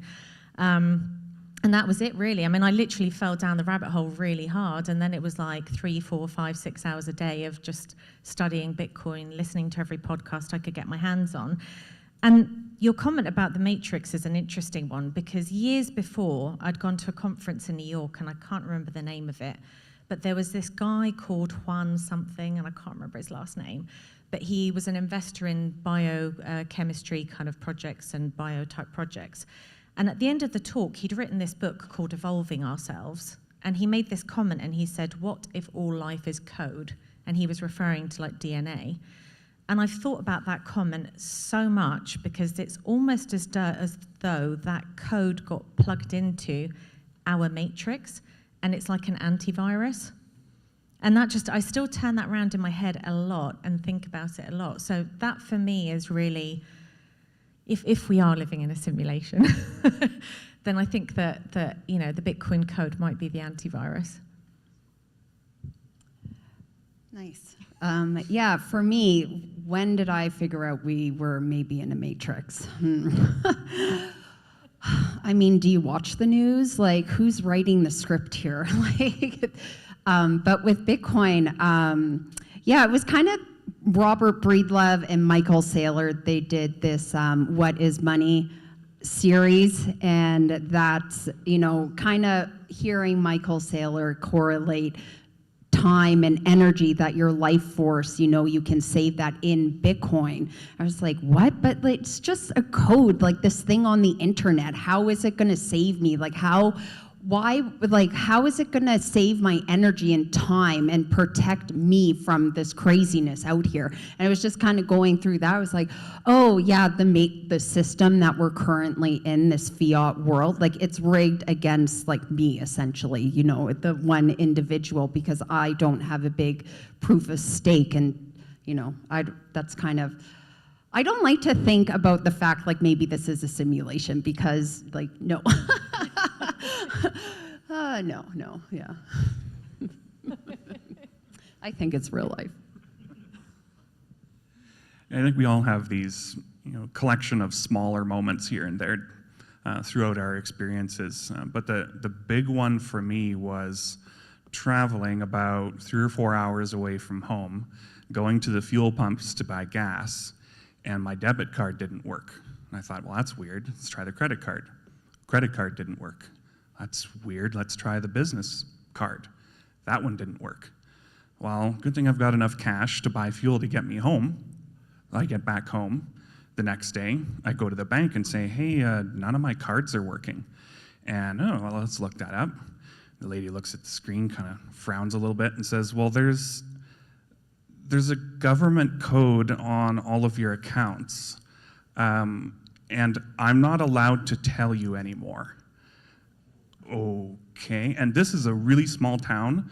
Everybody knows everybody by first name, but she was not going to breach whatever was on her screen to tell me what was up. I said, well, okay, like, is it the CRA? Like, is there a phone number I can call? She said, I can't tell you anything else other than there's a government code and we can't help you here. So 3 accountants, lots of help from family, and quite amount of frustration and time later, discovered that the CRA had decided they didn't like how my taxes had been filed, and so they had reassessed everything, not given me any notice, and frozen everything completely. Wow. And that I owed them somewhere in around about of $120,000, which I had nowhere near that amount in my accounts. It was basically just floating cash to kind of get me by day to day at the time. So I had no way to pay that back. Now eventually, working with it, we eventually found an accountant that figured it all out, talked with the CRA for us, and we got that down to an amount that I could eventually cover, and I eventually did find some ways to pay it off. But all through that experience, it was, this isn't my money sitting in a bank account. This is, the government is allowing me to live so long as I do exactly what they tell me to do. I couldn't go to the store and buy a loaf of bread without the help of family at the time, who bailed me out. And I thought, if I didn't have family and friends that could help me out, I don't know what I would have done. But it was the big awakening moment for me of, we need an alternative to this system that is there to control us. And I think that's why, when I hear a lot of government officials, praise Bitcoin and say, we need freedom money, I kind of wonder where that comes from, because, if we move to a system where everyone has sovereignty over our own money, if they break that breach of trust, we just don't pay taxes. And there's no military in the world that can seize the 12 words from your head, right? So, I mean, for me, my Matrix moment it's actually more recent. And it was more to do with phones and the world we live in. We're always connected on the internet. But I was traveling through Peru, but while I was doing it, I was doing a lot of day trading, always staying up on the news, trying to figure out what to make the next Bitcoin video topic on, or figure out what's going on in the world of finance. And I ended up booking a trip up to do this hike in the mountains. It's called the Lares Trek up in the Andes Mountains, and there's no phone signal or anything up there. And just for like weeks prior, it was just constant dopamine, screen time, 4-6 hours a day. And I realized like 2 days into the trip, I haven't gone 48 hours without looking at my phone. And there was no reason to. When you're up there, like, I don't know, calculator or take a couple photos, but I had a physical camera, so I didn't even have to use my phone at all. And 4 days into the trip, I had gone not using my phone, and I was realizing this weight that was lifted off me, that I didn't need to be connected to everything, and the only people around me were kind of the 7 other people on the tour and the tour guides, and that was all I needed to feel fulfilled. I had that little sense of community there. And then as soon as I got back into a signal zone, I turned my phone on, hundreds of notifications just coming at you, and none of them matter. None of them really matter, but they're slow dripped to you while you are living in this world where you're hyper-connected. And you turn it on, like if you haven't had your phone on for a while, you turn it on and you're just bombarded with all this information that ultimately just adds up to nothing and means nothing. And for me, the connection to Bitcoin with all that is that I think when people first get into Bitcoin, they get into it usually because of the price, because they see an opportunity to arbitrage or to make some profit on it. And slowly as you become a real Bitcoiner, you try and not have the widget on your phone screen, and you go a couple days without checking the price, and then you can go months without checking the price until someone tweets about it, right? And we need some of that, and I hope that that long time preference that Bitcoin kind of inspires in people also helps them get away from all these activities where we constantly need to be fed, drip-fed dopamine in order to just feel stable. But that to me was my big Matrix moment, is breaking out of the phone world for a couple days and just feeling refreshed. And then unfortunately, when you get back into it, you feel that clog. It's like this brain fog when you get back into your phone. So good idea for a conference at some point. There should be an off-grid Bitcoin conference at some point. 72 hours, no phones, no checking price, just Bitcoiners in a place cooking steak and hanging out. With pocket steak. Pocket steaks. Yes, mandatory. Yeah. Anybody have a ranch in Calgary they want to volunteer? All right. How are we doing on time here? Let me just check. as you, just a quick question here. How many years has everyone here been in Bitcoin personally? We'll start with you. For me, it was basically end of July 2021. 2020, so about, yeah, 2 years. Yourself, Becca? January 2018. 2018. Taylor? Best as I can recollect, it was somewhere in the 2012, 2014 range. Oh, wow. So that's a big range of difference. So short period of time, mid, and then long period of time. In the time that you've been in Bitcoin, how have you seen it change the world around you? It's a loaded question. Yeah, I mean, I'm not actually sure. Yeah, I mean, okay, so I think on a geopolitical level, it's changing the world around us because I think it's abundantly clear to anyone paying attention now that the sort of governing / parasitic class are extremely worried and the kind of screws are being tightened. And that's usually the reaction of, you know, somebody feeling insecure. So I'd say I've definitely seen that increase exponentially in the last couple of years.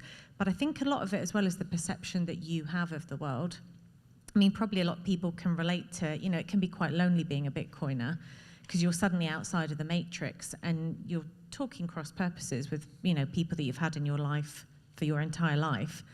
And it's just very, very hard to relate when you talk about anything like current affairs or the economy. You're having completely different conversations from a completely different standpoint. So I think it's a bit of both, really, an awareness of for us being a Bitcoiner, and then also just the kind of panic that seems to be seizing the governing class. Yeah, I mean, for me, like, Bitcoin has exposed like the fiat playbook essentially of like geopolitical, you know, what's going on in the world. And sort of once you see that, you know, where are the incentives?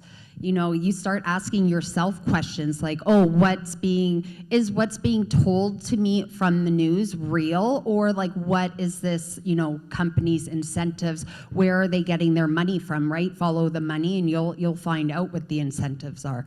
And like, you know, currently with all this hot stuff going on over in France, you know, I don't hear anything on the news about the Central African franc, you know, their money there. We always say, you know, fix the money, fix the world, fix the problems. And, you know, once your eyes are open to that, it's really hard to unsee it. And this is, you know, and for me, I have a hard time having discussions with people that I know and friends about current events because I feel like, you know, well, the money's broken. Like, if we just fix it, like, all this stuff will go away. And it's just, it's so much to unpack, and it just goes over people's heads like, oh, you're crazy. Like, you know, that's, Bitcoin's not going to fix anything. But actually, you know, it's changing the incentives and it's leveling out the playing field for everyone, right? It's rules without rulers. And right now, it's a world of proof of stake. Like, if you have the most fiat and influence, like, you're in control. So for me, like, I'm just kind of, I see the world, it's changing for the better, but you have to like power through this fiat and it's going to destroy it, hopefully. Options and hope. I've got friends without names that have gone to countries that won't be named to build houses and schools and farms. And one of their big problems is when they go to these places, they can't bring cash with. That's going to get seized or stolen. They can't send e-transfers or any other kind of, you know, electronics funds transfer thing because it's either outright or illegal, or just it just doesn't work for the places that they're going to. And so they're trying to figure out how to bring some kind of money with so that they can buy materials, so that they can hire labor. And something like Bitcoin gives them an option. They can now go and do these things in these places that desperately need it.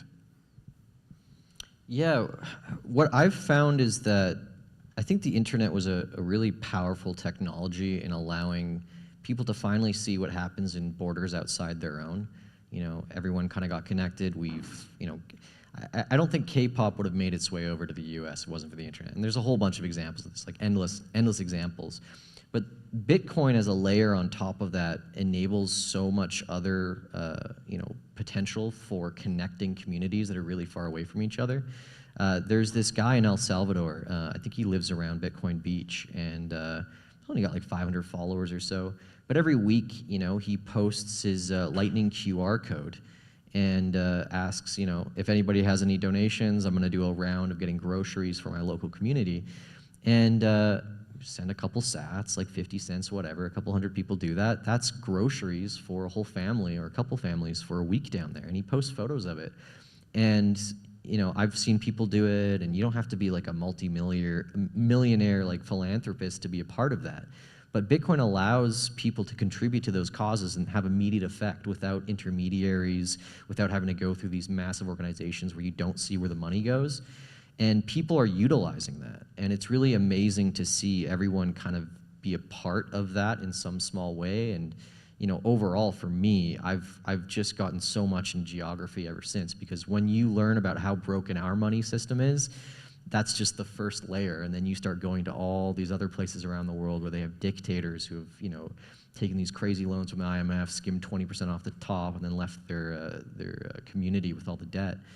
And you gain a lot of empathy for the rest of the world. And it's daunting at first because you don't feel like you can solve everyone's problems. You hope you can, but you know that through Bitcoin and through educating people on Bitcoin, you can do a little bit to help every single community on Earth, not just your backyard. So yeah, that's for me what I've seen it change, firsthand the world just through that. Where do you see Bitcoin going in, let's just say, the short term? So I think we all like to think in 4-year cycles. It's very hard to predict the future, but I think, with the BlackRock ETF and all that, we have a lot of hopes going into 24 and 25.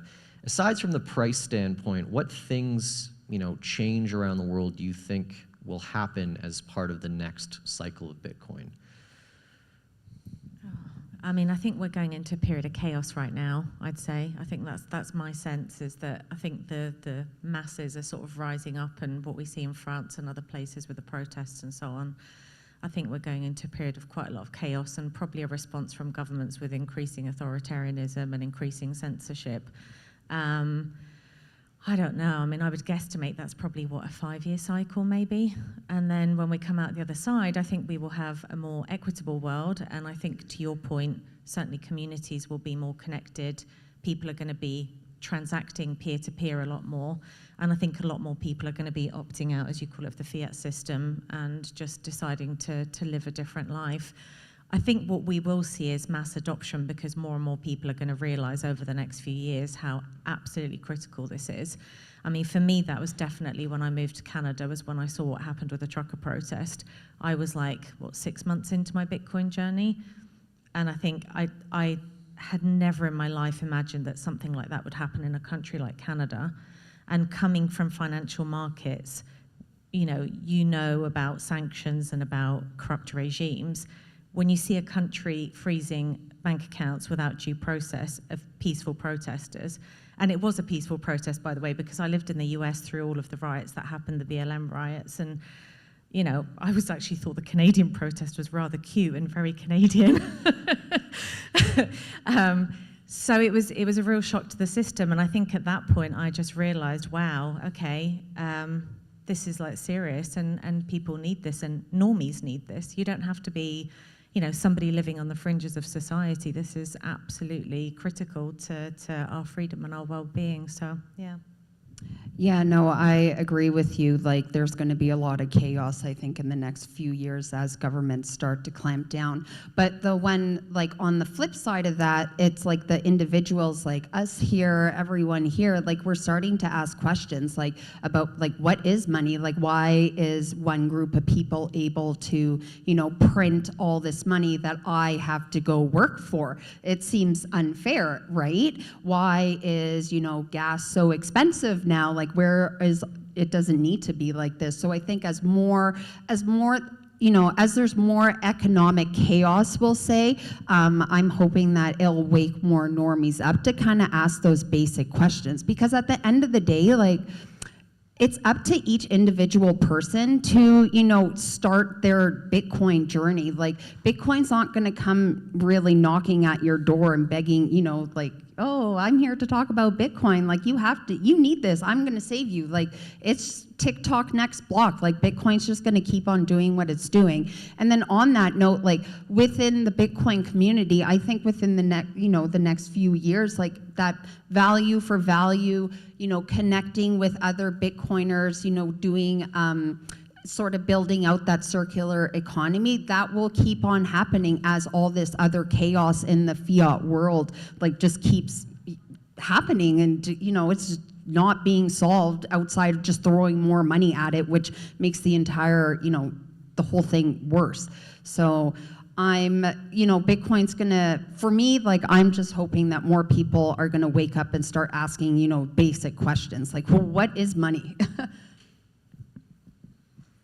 When mad cow disease hit Alberta, and the powers that be decided that we should have a tracking system for tracking cows, so they have the alert tags with a barcode on them. I'm all for keeping terrible diseases at bay, but at the same time, it was kind of hard to see how exactly that would magically stop BSE from spreading. And we saw a lot of farmers who had no internet connection at their home farm suddenly need one because they had to go onto this government website to register their cows as they were born and tagged. I think we're going to start to see Bitcoin as a parallel system like you see in some developing nations, where in the past you could go there and there's a kid on the bicycle with the backpack and he could tell you the exchange rate for the local currency or for American dollars. Well, here you're going to walk down the streets of Moberly Lake. We have no streets there, but walking down the roads of Moberly Lake, and you're going to see me munching on a garden carrot, and they're going to go, oh, that guy knows what the exchange rate is. I'm going to go exchange my fiat for Bitcoin with that guy because he looks like a Bitcoiner. And hopefully I look like a Bitcoiner. I'll have better shoes. And a pocket stake. And a pocket stake. And I'll sell you one for Bitcoin. That's how we do it. Yeah, I think building off of your 2 points, I think this last cycle what went really underreported, I guess in the mainstream media, because they don't care. They just care about the price. All the tools and the social layer around Bitcoin has really exploded over the last 2-3 years, and especially during this last 2 years where the price hasn't been so big. We're seeing things like the Orange Pill app where you can connect with other Bitcoiners. You can find out, do I have a Bitcoiner who's a farmer in my area? Do I have a Bitcoiner who's a carpenter? And I'm noticing this, like, Ryan here, who's doing the AV, is a big Bitcoiner. He's probably getting paid in Bitcoin to do it, right? And now he's getting gigs, probably with tons of conferences coming up to do the AV. So Bitcoiners like to hire Bitcoiners, and now it's not just a pipe dream. We can find these people, and we can hire them, and we can keep the sats flowing within our community, and we can still, expand the tent with all these educational initiatives. And it becomes easier and easier to live off of a Bitcoin standard. This has always been the biggest critique of Bitcoin, is like, oh, I can't use it as real money, like no one accepts it. That's fading away. Like, all the tools are being built on this. Merchants, CoinOS is doing a great job getting merchants to accept it in Vancouver. There's like 20 stores now in Vancouver that take Bitcoin, from barber shops to coffee shops. Like, it's really expanding, and so the ability of people to live outside the system, not to mention the on-ramps and the off-ramps, are getting a little better too. The ability for people to live on Bitcoin is becoming a reality, and Bitcoiners are pioneering that. And so I really look forward to, in this cycle, the Cambrian explosion of these Bitcoin circular economies continuing, because they have all the tools now to make it happen. There really are no barriers except just the will of the populace to accept it and make it their denomination. So, yeah, I think that about wraps it up. Thanks, everyone. Thank you. Thank you.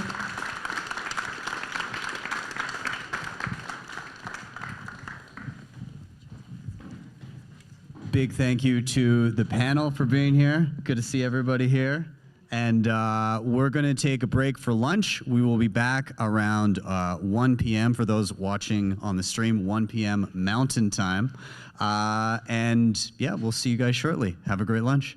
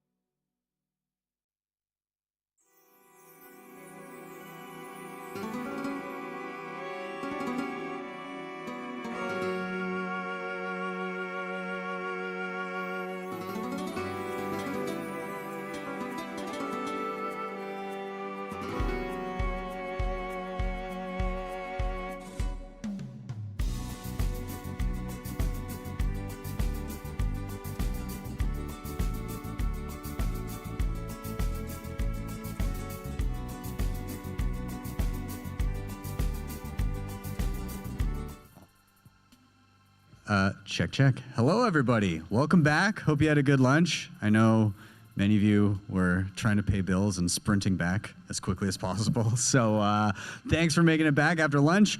We're back for another panel. This should be a good one. I'm going to do a little intro. Also, before we get into the panel, I want to give a shout out to our, again, one of the partners of the show, QuickBit. They're here. They operate a network of Bitcoin ATMs and run a really cool store in Regina, which has a lot of awesome merch and stuff that you can grab. They are one of the best places to buy a hardware wallet or other backup devices in Canada. Go check out their booth upstairs. They've got lots of fun stuff to play with. This panel is called "Why Did Binance Fail in Canada?" So we're going to get a little spicier, it seems like. We have your moderator, Adam O'Brien, good friend of mine. We've known each other for, what, a decade, I think? Yeah, 10 years, 10 years. He gave me my first sats that I ever earned. I was helping him out with some of his ATMs. So thanks for that, man. I kept those. Yeah. So Adam O'Brien, he's a Bitcoin entrepreneur dedicated to building products that make it easy to buy, sell, and use Bitcoin. He founded Bitcoin Well in 2013, which has grown to be one of Canada's largest Bitcoin companies, boasting over 250 Bitcoin ATMs across Canada and an online portal, which is the fastest and safest way to buy and sell Bitcoin. We also have, down the line, you're out of order, but I'm just going to say what's in front of me. So we have Mitch, and Mitch, I hope I don't butcher your last name, Demeter? Demeter. All right, I was close. I was good. Good enough, we're going to call it. He launched the world's first Bitcoin ATM in Vancouver in 2013. Since then, he's gone on to build Netcoins into a leading Canadian exchange. And he's joined in the panel as well. We've got Simon Raven. He has 23 years of diverse experience in the energy sector and has held numerous senior leadership positions within the Canadian energy industry. In 2022, he joined a major cryptocurrency exchange and has focused on real-world blockchain applications, as well as innovative approaches for developing Bitcoin mining and integrated power production in Canada. And lastly, we have Ryan Mueller. He was once known for the deepest V-necks in Bitcoin. However, these days, Ryan leads Phantom Compliance. Ryan is an expert on anti-money laundering compliance, as well as the payments industry with over a decade of experience in Bitcoin. Let's give it up for your panelists. Awesome. Thank you, Mr. BTC Sessions. Okay. So we're going to be here talking about Binance and why Binance failed in Canada. So Binance, as we all know, the largest shitcoin casino or crypto exchange, has recently exited Canada amid struggles with the regulators. We want to know why. Why did Binance leave this country? We'll start maybe with Ryan. Such a broad question on the front. Start there and then just dive in. Why did Binance fail in Canada, just as the opening question? I mean, no warm-up, no what's your favorite color. All right, Mitch. No. So, I mean, it's a complex regulatory environment to succeed in, and, not straying into opinion too much, Canada's a bit of a notorious nanny state that, puts retail consumer protection at the forefront of all services. So even if you're a wholesale LP, you have to keep in mind protecting somebody from losing tons of money on a shitcoin, notifying them every time they are facing a market loss, notifying them if their portfolio's down, responding to endless complaints in the way the Ombudsman for Financial Services wants you to, and so on. So I think it's a hard environment to be successful in, especially as an exchange or entity that's used to doing things in a different way. Passing it. Yeah, talk about an emerging space, right, and how the regulators respond. Mitch, what's your take? Yeah, to follow on with what Ryan's saying, of course, one of the benefits of Canada is that they do have an established framework for these types of businesses. And a lot of the jurisdictions that Binance operates in right now, they don't have those. And so they've kind of had the ability to operate in a way that works for them. And in certain places, they don't have any oversight. And so when a company like that comes into Canada and there's a framework that's kind of been developed over the last 3, 4, 5 years, there's certain things that they need to do differently. And I think for a business that size, the market may not be big enough for them to kind of, stay the course and address each of the individual concerns. And so I don't think that there's necessarily one thing that made it not a viable market for them. I think that overall it takes time and commitment to actually work with the regulators and check each one of these boxes. And a lot of times you're kind of guessing what they want. So as much as it's a clear framework, there's still a lot of ambiguity to it.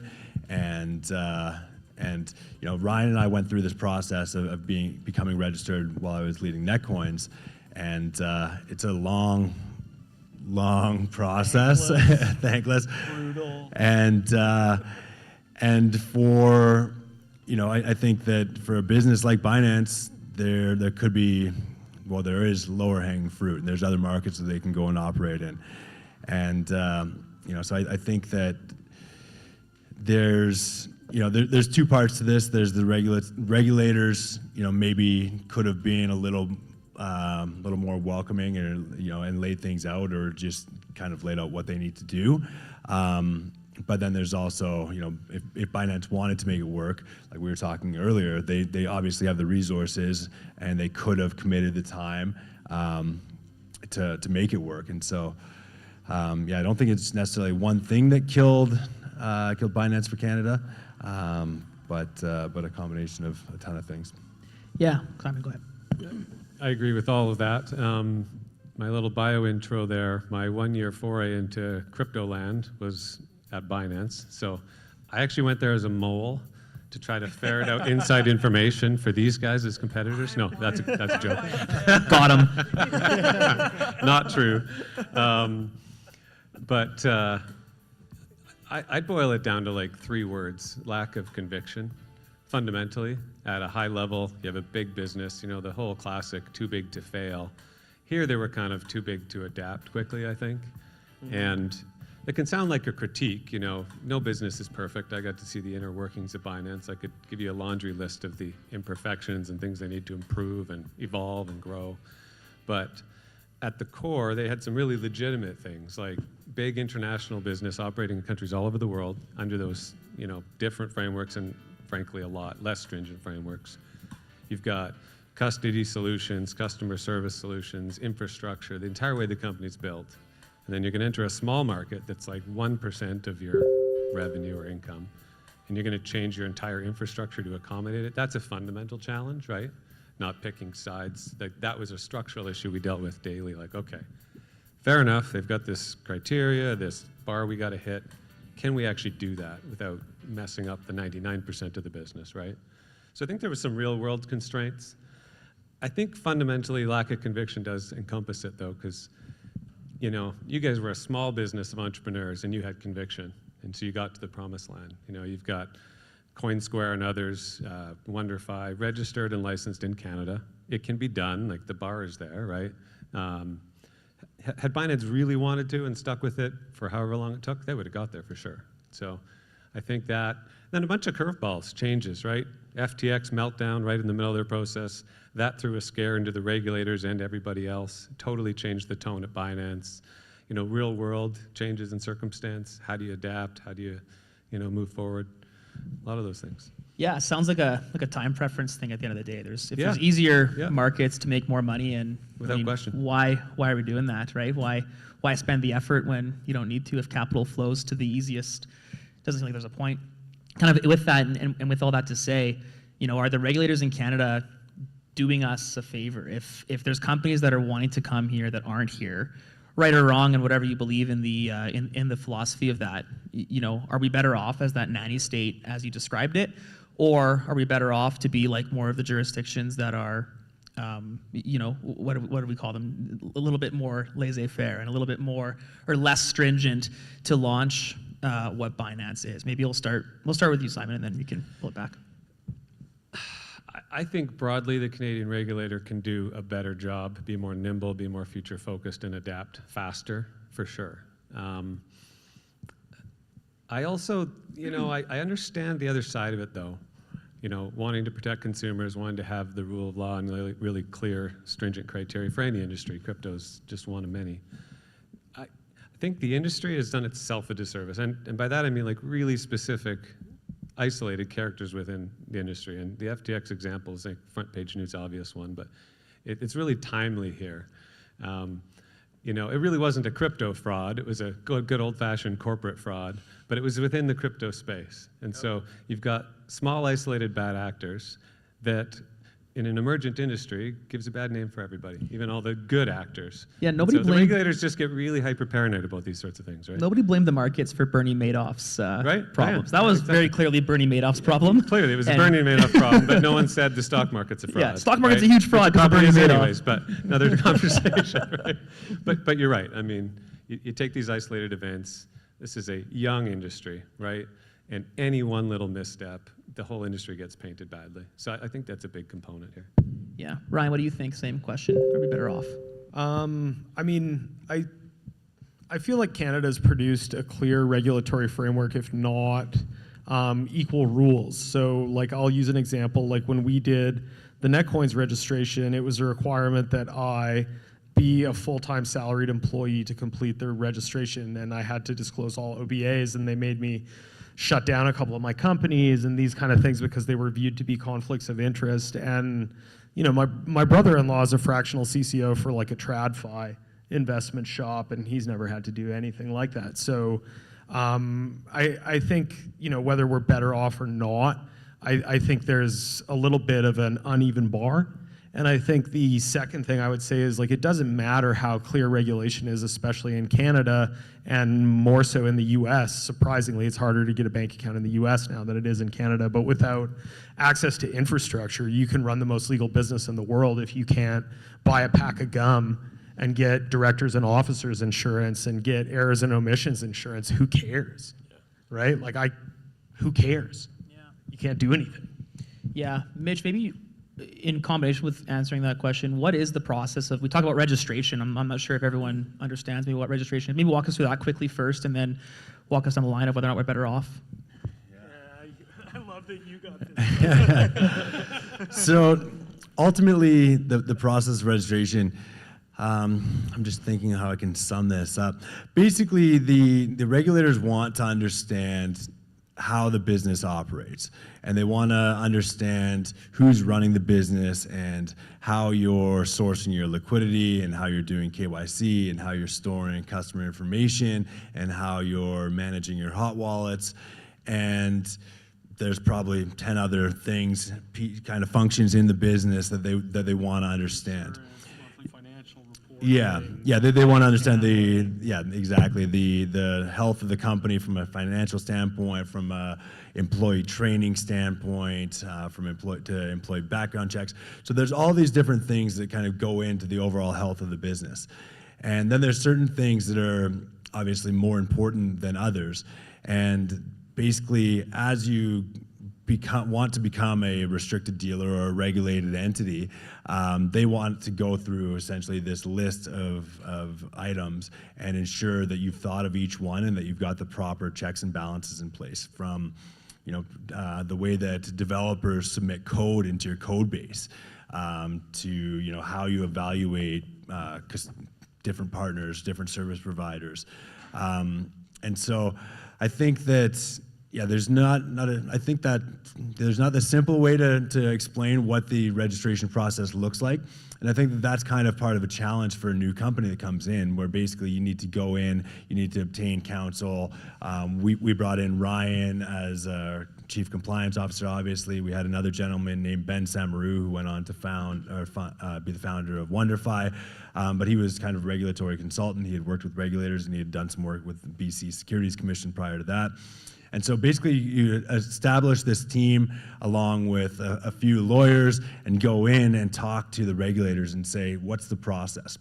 And And as you likely noticed, they don't even really necessarily say, fit all of these or check all these boxes and we'll give you the stamp of approval. They kind of say, why don't you lift up your skirt and we'll tell you if things look all right. and as you kind of go through that process, they say, well, this doesn't quite look right. Why don't you go back and fix it? But they don't tell you, what needs to be fixed or what doesn't look right about it. And so it is a little bit of a vague process. And then back to the original question, are Canadians or are the consumers in Canada better off without Binance? I ultimately say no. And Binance isn't the only company that decided to give up on this application process. Paxos left. KuCoin, Bybit, OKX, DYKD or DY whatever. There's probably a dozen large, established, very well managed companies that have decided not to go through this expensive, time-consuming process. And so I think that at the end of the day, the consumer actually loses in that situation, because what we end up with in Canada now is maybe 5, 6 different regulated entities. Looks just like banking and mobility. Exactly. And so, when you end up with a handful of companies offering a service, the consumer loses because there's not as much competition. So those remaining platforms don't need to innovate quite as quickly. They don't need to lower rates quite as quickly. They don't need to provide service as well if there was 20 companies offering these services. And so I think that at the end of the day, business is nuanced and there's not one right way to do things. There's multiple different ways to achieve security for an end user. And without transparency, obviously it's harder to see that, but a lot of these businesses have been operating for a long time, and I don't necessarily think that the seemingly arbitrary way that the Canadian regulators have decided to check these boxes, or that these boxes needed to be checked, is the only way. And with that, there's nuances that and the way that Paxos runs their business and KuCoin runs their business that the Canadian regulators may not understand. And as we went through that process, there was actually suggestions by the regulators of infrastructure approaches that we should take in the business that we instantly knew made absolutely no sense. But you may not understand that if you're not in the business and you haven't been in the business for a long time. And I think that, it's really difficult for a regulator to sit on one side of the table and tell a business that this is the way things need to be done. And when you block out competition, the consumer suffers in the end. I think this is all really predictable, is what I'd jump off that and say. You've got brand new technology, a brand new industry, and a bunch of regulators that don't understand it. Like, at its core, that's one of the fundamental issues here. And they're going, well, we need to put rules in place to make it safe. Do this. And the experts that are like 5 or 8 years down the road that actually know what the technical solution is, are saying, no, we should do this. And the regulators go, but I don't understand you. Yeah, it's an interesting thought experiment to think about. Like, these regulators are here trying to protect consumers, and they have been for almost a century. Yep. And in the wake of that protection, it's made consumers almost incapable of distinguishing between a scam, like what's a legitimate financial product and what isn't, right? Some of the, like, for those of you that have been in Bitcoin for a long time, it's very, very easy to see which token is a blatant scam, which exchange is not going to make it, what is fractional versus not, because you're hardened and because you understand what the value of sound money is, and it's part of your orange pill journey, part of the Bitcoin journey of learning to be a Bitcoiner. And when you have a regulator in between that education and the end user, we almost kind of get lazy. I mean, same reason Binance isn't here, because they're lazy, or maybe the juice isn't quite worth the squeeze. Same kind of story at the consumer level. If we're reliant on the CSA to tell us what is and isn't a good idea, then whatever the CSA is going to happen, and we're going to be exposed to monopolies and worse products as a result. A perfect example of that when we were going through the registration process, we were forced to delist USDT. And we needed to replace that with USDC. And USDC actually ran into more trouble than... Sounds like an inside job. than USDT did. USDT has been doing really well over the last few months, and USDC has had some struggles. And so there's been, there's a lot of situations like that where the regulators, with best intentions, they may not see unintended, the unintended consequences. Yeah, and it comes back to the fiat economy. I mean, when we live in an economy, and we have for over a century, this Control Z, the money has been Control Z, undo, it doesn't matter. Make a mistake, doesn't matter. And we see the regulators responding to Bitcoin and in larger scope Bitcoin or crypto with this Control Z mindset. And you see it like as you guys are through a publicly traded corp, or Netcoin's through a publicly traded corp, going through registration, as us as a non-custodial business going through that publicly traded process. It's traumatizing listening to the questions that are coming up, and it's like, what? Like, no, you can't. You just can't undo the money. There's no way to take it back once it's been sent.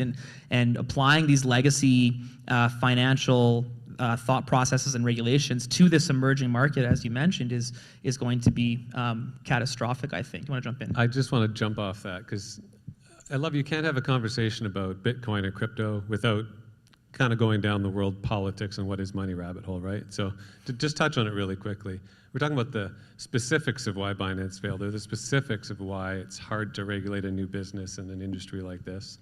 The macro is there's a whole lot of entrenched incumbents that don't want this to happen at all, right? Yes. There's a whole world government system that runs off fiat that is threatened by this. And so I think structurally that permeates into this. And it permeated even to the specific of why is the regulatory process even set up the way it is? Why is it so hard? I asked a dumb question because I'm not the compliance guy. I was on the business development side, and looking to develop blockchain solutions for the energy industry was really my little piece of the business. And I kind of just stuck up my hand one day. I'm like, can't we just sit down with the regulators and ask them what they want? How dare you? And the compliance guys were like, no, that's not the way it works. And I'm like, why not? Yeah, complete black it's like, no, we have to tell them what we're going to do in all our systems, and then they vet it, and then they come back and they say if it's good enough or not, essentially. And I'm like, okay, but at what point do they say it's not good enough, but you need to do these 3 prescriptive things? Like, can we sit in a room and like have a conversation about it? Well, no, that's not the way it works either. It's like just fundamentally the approach, I think, is a bit broken as well, as opposed to the specific details, Yeah, I mean, no one's, I think the common narrative is that this technology is disruptive, and disrupting, I think it is. Back to specifically in Binance, and I'm glad that we have our mole on the panel here. Were they, or maybe what were they doing that was offside by the Canadian Securities Administration, or was there anything? Yeah, so I'm going to throw out the high-level disclaimer. Don't worry, the cameras are off. It's all good. Do not arrest me for saying this, no. No, the caveat I was going to say is that, and this is kind of pumping the tires of the people I worked with, Lawrence and the whole team there, a lot of the most experienced folks in this space in the country, really trying to do the right thing, really being responsive to what the regulators were saying. No group's perfect, but we were really working hard to meet the criteria, right? And I think, your question was, where were we not meeting them, or what was the... Yeah, like, was there anything that was happening that was offside as per the CSA? I think a big one, a big hurdle we had was just even getting a bank account, and Ryan and his company were instrumental in helping us get very close, but still problematic. So access to key business services was a limit, but that wasn't really a Binance being offside thing. That was just a structural challenge in the industry. Two of the biggest ones you touched on earlier is the juice worth the squeeze, incentives. Binance makes most of their money off of futures trading, not spot. And Securities, yeah. And so the government essentially was saying, we don't like the futures trading business. There's too much risk and opacity, and we're here to protect consumers. So futures was at risk, and Binance was like, without futures, there's no business. So that was a key gap. Right. I believe with enough time and conviction, we could have solved that and got through that and gotten approval for some of those products over time. But challenge number one, just the economics of not having that in the business was super challenging. The other big one was custody. And it's still an outstanding challenge for these businesses. It's not an area I'm expert in, but fundamentally Binance laid out and had top quality custody people in the company in Canada and internationally laid out really sound solutions, and the regulator were like, nah, we don't like those. And back to my previous point, I'm like, can you walk us through what you would like and help us work to this together? And those were the biggest issues I saw. There was a lot of other, sub-issues and smaller ones, but those were big hurdles. Yeah, securities and custody. I mean, hot topics in 2023 bear market right now. Mitch, do you have anything to add to that?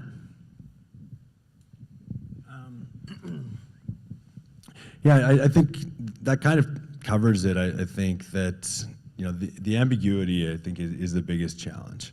And yeah, I don't think I've really got much to add there. Yeah. Cool. Mr. Mueller? I mean, the only things that I would add is one, shout out to every Securities Commission for having sandbox solutions and for responding to queries. They're doing their best. They're trying to, regulate what to them looks like a chimera or is fraught with all these fake platforms that produce trading statements that, we had someone approach us, they're like, I want to exit a $2.4 million USDT position. It's my margin. I put my life savings into a platform 5 years ago, and we're like, yeah, just send us a test, love. Let's validate the wallet. Fake USDT token, right? And it's like, bro, I've been doing this a long time. That's the first time I saw a fake USDT token, right? So I think there's everything these guys are saying about there being a lot of nuance and about trying to fit what is a really broad, really, I mean, if I'm seeing new things every day, there's a lot of new things in this industry into what is it's a little bit easier to regulate TradFi because it always looks like TradFi. It has, especially in Canada, it has an account at one of the big five. It has insurance from Lloyd's, or it has an Intech broker on it. It has a registered UDP that is, a rich dude on Bay Street that has taken 5 platforms like this across the line, where crypto is full of degens and people that haven't done that. And I mean, do you believe Mitch is a credible UDP? I do. Do you believe me as a credible CCO? I totally believe my own stink. But do regulators believe it? And all that aside, accessing a bank account that fulfills the capital adequacy requirements to complete registration is a straight yes/no question. And Binance couldn't get it done for, a number of reasons that have nothing to do with Binance. They have more to do with the way money works. And accessing insurance and accessing a domestic custody solution, especially if you have internal custody, these are yes/no questions that just don't fit for businesses that say maybe, sometimes, maybe not. And there's no actual real answer to this question. There's only one bank in Canada that meets the capital adequacy requirements that will touch crypto, unless you're uber wealthy, unless you're like CoinSquare. And none of us are CoinSquare. Yeah, so focusing in on, and I want to touch on those two things separately on the securities and the custody that we kind of highlighted. Specifically, what is it about securities or futures trading? Why does the regulator kind of hone in on those things? We've all heard people get wrecked at 100x leverage. It's not rocket science, but specifically why? And so what does the Securities Administration kind of gain, or what is it protecting us from with preventing securities and enforcing regulation through those securities? Ryan, why don't you start? Or Mitch, go ahead. You got the hot mic. Yeah, so the consumer protection thing is something that I've struggled with a little bit throughout this whole process. And part of the reason that I struggled with it was the inconsistency of what they're trying to protect the consumer in crypto from, that they're not protecting the consumer from in traditional markets. And for example, the regulators actually proposed that if somebody was holding a spot position and they were down 50% of their position, or the price had fallen 50%, that we liquidated them back to cash. And that was something that they truly sat across the table from us and said, well, this would cap the amount of cash they can lose. They can only ever lose up to 50% of the capital they've invested. And so we kindly looked back and asked if they had any examples of where this happens anywhere else, in any other market, anywhere in the world, and there wasn't. And so I think that the intentions are pure, but in the same sentence, they've got controls or limits on different assets or cash limits on what consumers can buy in crypto right now. And I think some of those are arbitrary, and they don't exist in capital markets. For example, I forget what the exact limit is, but I think it's something like $20,000 or $30,000 you can invest in uncertified, unapproved assets. Yeah. But meanwhile, you can go and you could drop $500,000 into some fly-by-night equity on the CSE or on the TSXV, and nobody's going to say anything. And you can do that from your CIBC account through your Investor's Edge. You could go and you can take a home equity line of credit for $500,000 and you can blast that into some obscure stock, and you can lose it all just as fast. And so I think the inconsistencies in consumer protection are very obvious here, and I think it's a challenging task, and like we've all acknowledged, the crypto space does move quickly. Bitcoin moves quickly, and it's new, and I don't ultimately envy the regulators trying to protect consumers, but I think that as most Bitcoiners have learned, that self-protection and self-sovereignty are ultimately the best way, and that's one of the big things that we tried to do at Netcoins, and we try to do it at Bitcoin well, is consumer protection through education, rather than putting foam around all the coffee tables and doorways. I think that educating our kids and don't run by the pool is probably an easier way to save the consumer. So I'm going to be devil's advocate here. In a traditional security that has an actual company behind it, as opposed to a token or a coin that isn't per se an operating business, can't an investor go and do some research, read the financial statements, look at the revenues, even if this is a small micro-cap company? Isn't there a way to go and actually look and make an educated guess on what that stock might do? Is that part of the issue here? Well, yeah, I think a big part of the issue, and there are two different things, but I think the better question is, do people? Oh, definitely not. That's no, that's why I'm being devil's advocate, because definitely not. Absolutely. They're still gambling. Exactly, they're still gambling at the crypto or penny stock casino, Yeah. But at the end of the day, the fact that those disclosures are there are positive, and because of the regulators, certainly. But the fact that they're there also does zero to consumer behavior. Yeah. And so I think, to Mitch's point, and I agree with you, it's like, yeah, these are two different things, because one has a board and one has fiduciary duty, and you can sue one and all the rest of it. But does that actually change people's behavior, or is the fact still true that you can take out a HELOC and just FOMO into GameStop or something else? And so yeah, I think good point. What else do you think? Like, what are the issues, or are there any other issues with securities, or right now as we're seeing illegal securities listed on these platforms that we need to be aware of? Well, I think just the foundational question of, is this thing a security, period? Or is it a commodity, and how do we regulate it, right? That's still a raging debate. I don't know what the answer is personally, but I think defining that's important. Yeah, Mueller? I think we might be years away from defining what is a security and what isn't, and what's a commodity and what isn't, and still the central test. I forget what the one in Canada is called. It's like the Pacific Coin Test or something, but it's really just an analog of the Howey test, and Howey was like 1912 or something, and we're using this to apply to crypto regulation as our primary test for whether or not something qualifies as a security. And that test is older than my house, and I live in a century home. So it's like, it's a horse race for which one of them's older. And surprisingly, the primary regulatory framework for crypto is older than my house. I mean, how can we say that, right? And if we look at the way that networks grow and the way that things build users, so everybody likes to talk about how fast radio had this many users, how fast internet had this many users, how fast crypto had this many users. I mean, how many people are aware of those regulations? How many people are aware that they can read a prospectus, read a financial statement? And I think as well, there's this I'm trying to think of the right word for it, but there's this kind of specter of this unintelligent, financially illiterate consumer that we have to protect, right? And this person can't read a balance sheet on a security any more than they can read it on Algorand or any of these other things. And this is the person that ostensibly we're trying to protect. Because, for example, and I know you mentioned that Binance got a lot of their business off futures. I'm sure you got a lot of it off liquidity, wholesale liquidity as well.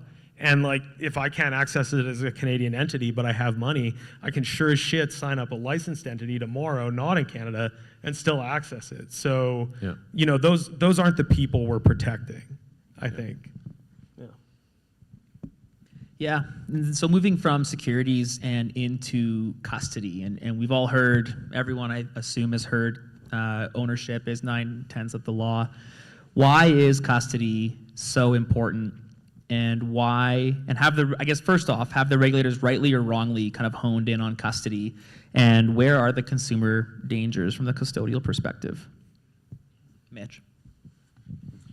I think the custody is clearly a big piece.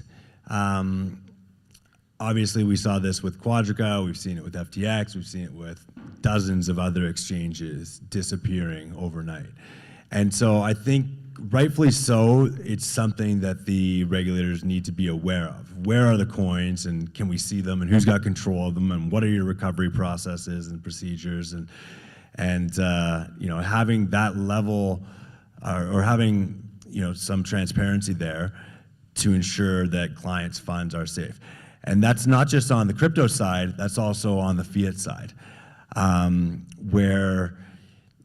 which is obviously a big challenge, which a lot of people likely don't know. But on the Canadian banking landscape, it's very hard to get a trust account. And when you hold your funds with a Bitcoin exchange or a crypto exchange, when you email in those $100 or, you know, wire in $10,000, those funds need to be held on your behalf in a licensed trust company. And Ryan alluded to this earlier. There's only one real.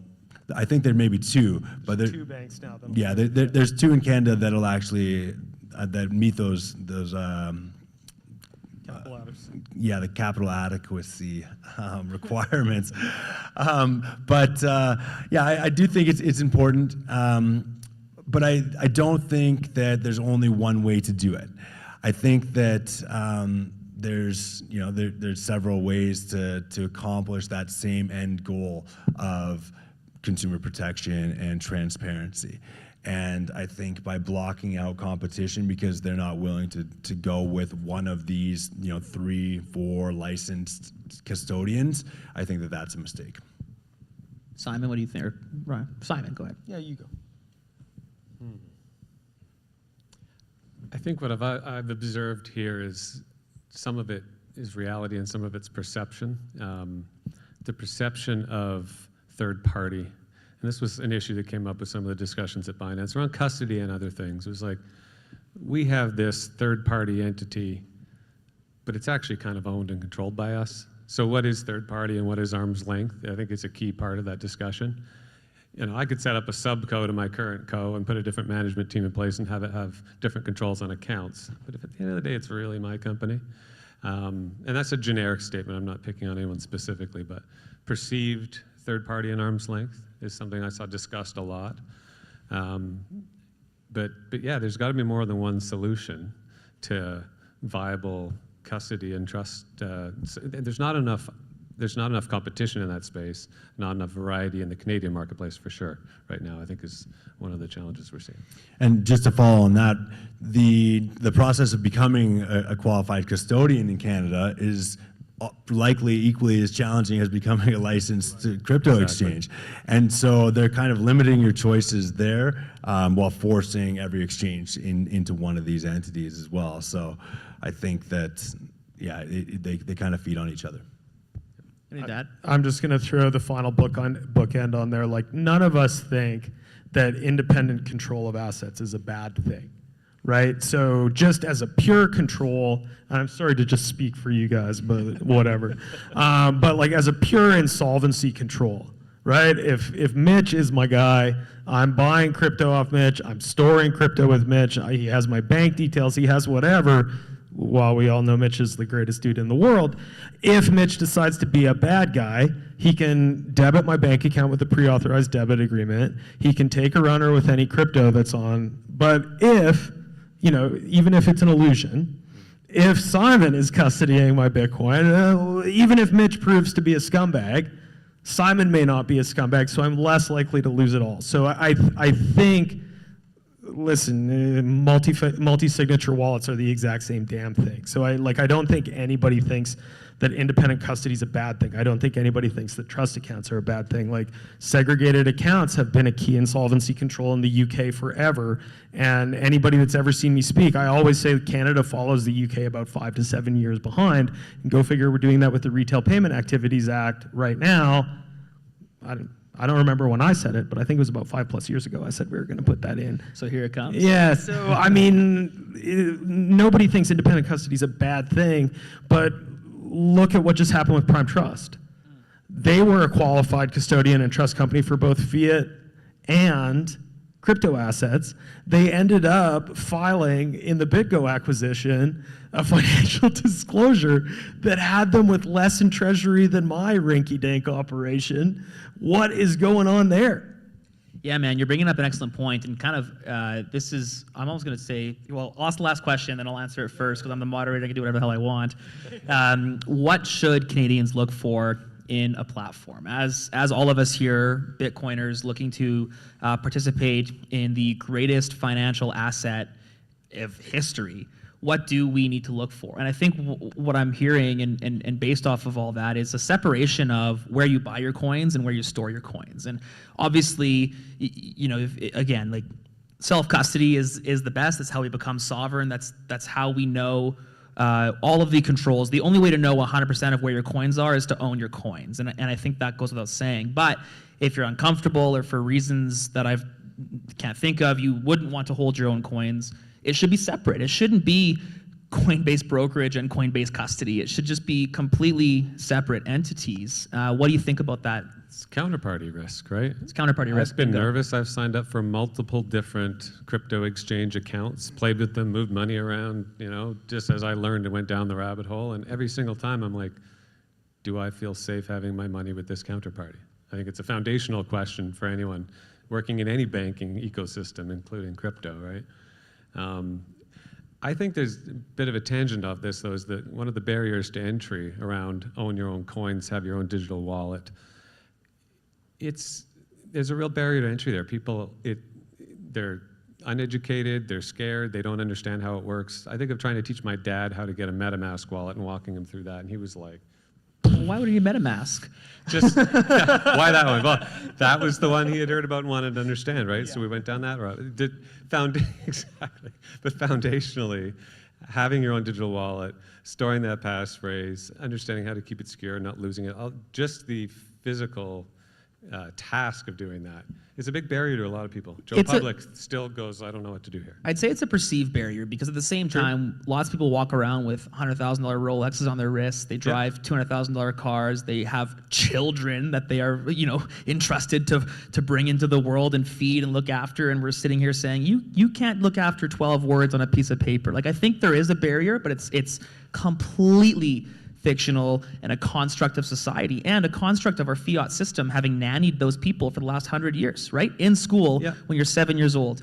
Hey, Timmy, when you get your allowance, make sure you go to the bank and ask the banker what to do with it. Oh, can I have my money? No, that's too dangerous. You can't possibly think that you're responsible enough to have that. And so I think, I totally agree with you that that exists. I just think it's a fallacy that we as a community, as Bitcoiners, need to educate our way out of and break through. I think it's twofold too. I agree with you. I think it's just a more of a tech barrier risk. Like, it's hard to teach some people email, right? And so it's more just, how do I set this up? How do I do it? It just mystifies me. I've firsthand dealt with that with numerous people in my family. They're on board with the concept, and then they go, how do I do this? Yeah, it's a question of, and I think it's the phrasing, right? Because when someone's learning about Bitcoin, they often don't have a lot of Bitcoin at stake. Yeah. But when you phrase it to them like, hey, don't you want your great-great-grandkids to be sovereign? Don't you want your great-great-great-great-great-grandkids, the heirs of your bloodline, to have the ability to self-custody money and to have the ability to really see what the fruits of your labor today can do in 300 years? And then the stakes become much bigger, and there's an actual time investment that has to happen, because it has to happen. Well, right? then it's risk reward though, and it's trust. If you think, I argue this a lot. Canadians don't fundamentally have the pain point here.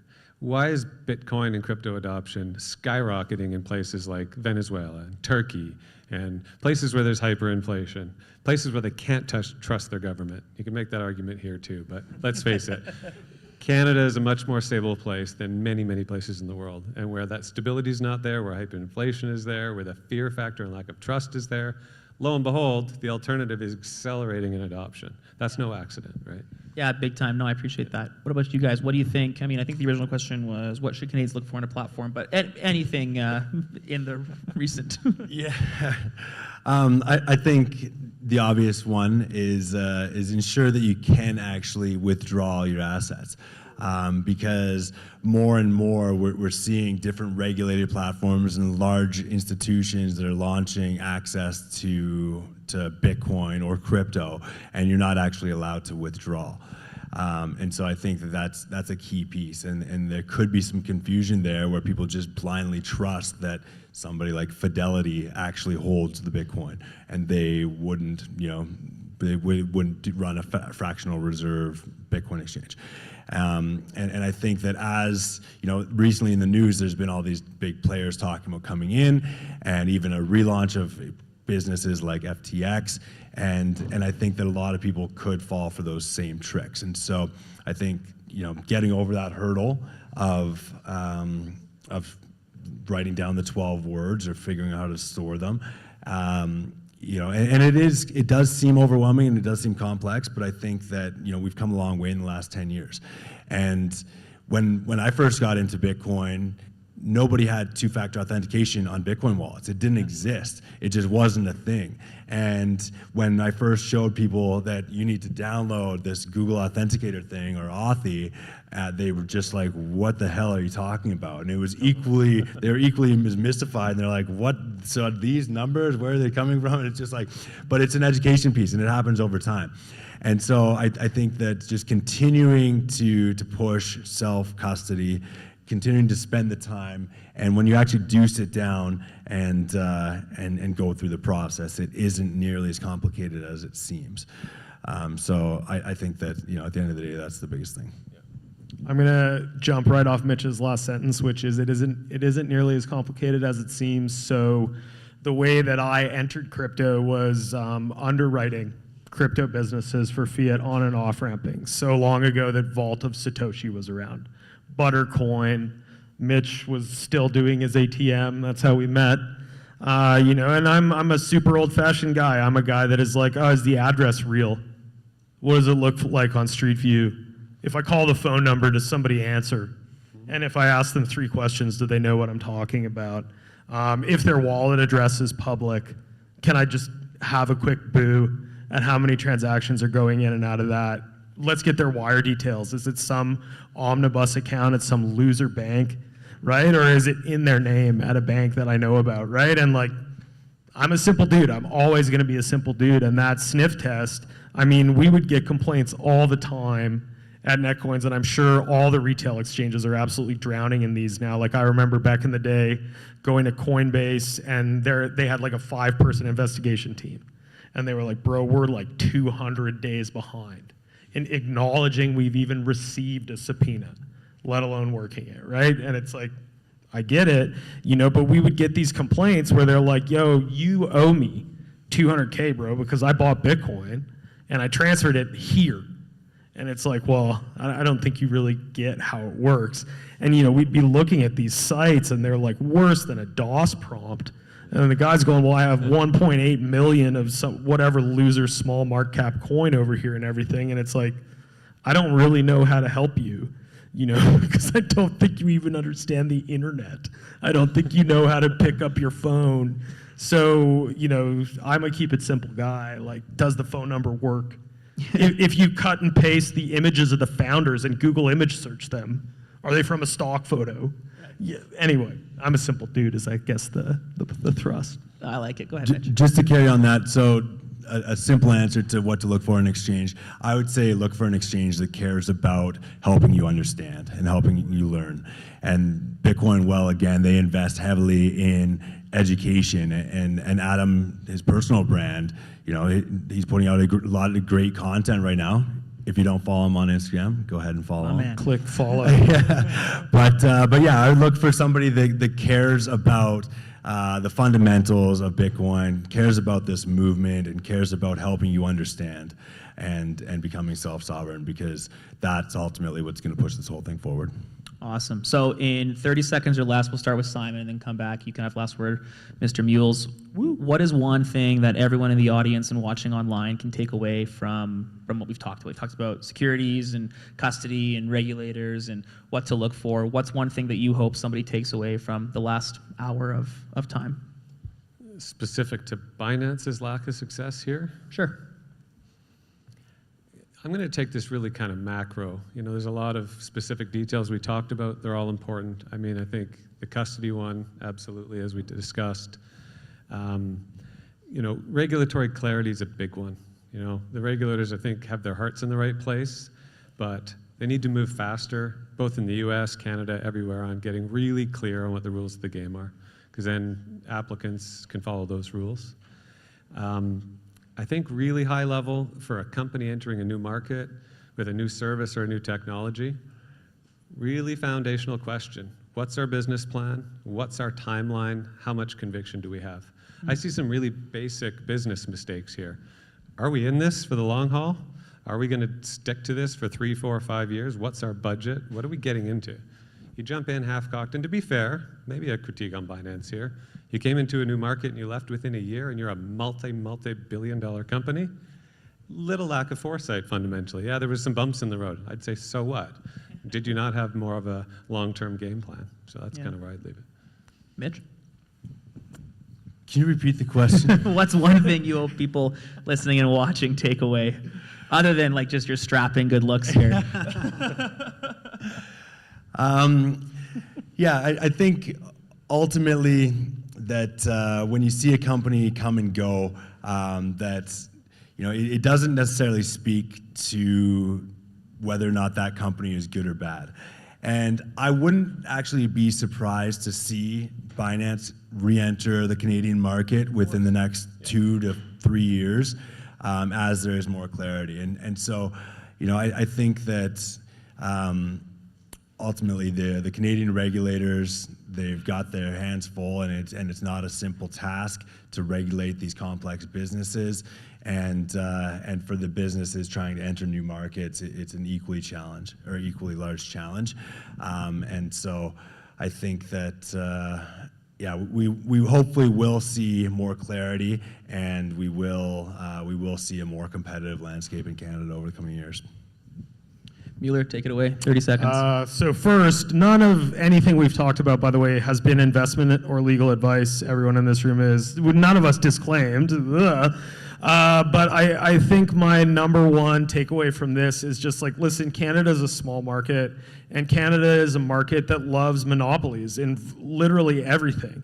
We have like 5 major banks. We have 2 major airlines. We have 2 major telcos. Why would we expect crypto to be any different, right? So I don't have a tinfoil hat on here. All of these things are independently verifiable. So I think in at least the short term, what's going to have the most runway in Canada is like a homegrown domestic solution that has the backing of some old money, because like for the same reason you don't see challenger banks here, it's really hard to do a banking license. If you think it's hard to be a restricted market dealer, try to open a bank. Right? So, you know, I think just the takeaway is like, you need a heavy war chest to succeed in a market where I don't know if it's worth selling Bitcoin and Litecoin to grannies in Canada. But Granny does need Bitcoin. And with that, we want her to have the coins, to be clear. We just don't want to sell them. Awesome. Okay, well, thanks so much, everyone. I'll turn this back over to someone from probably from BTC Sessions. Thanks, everyone.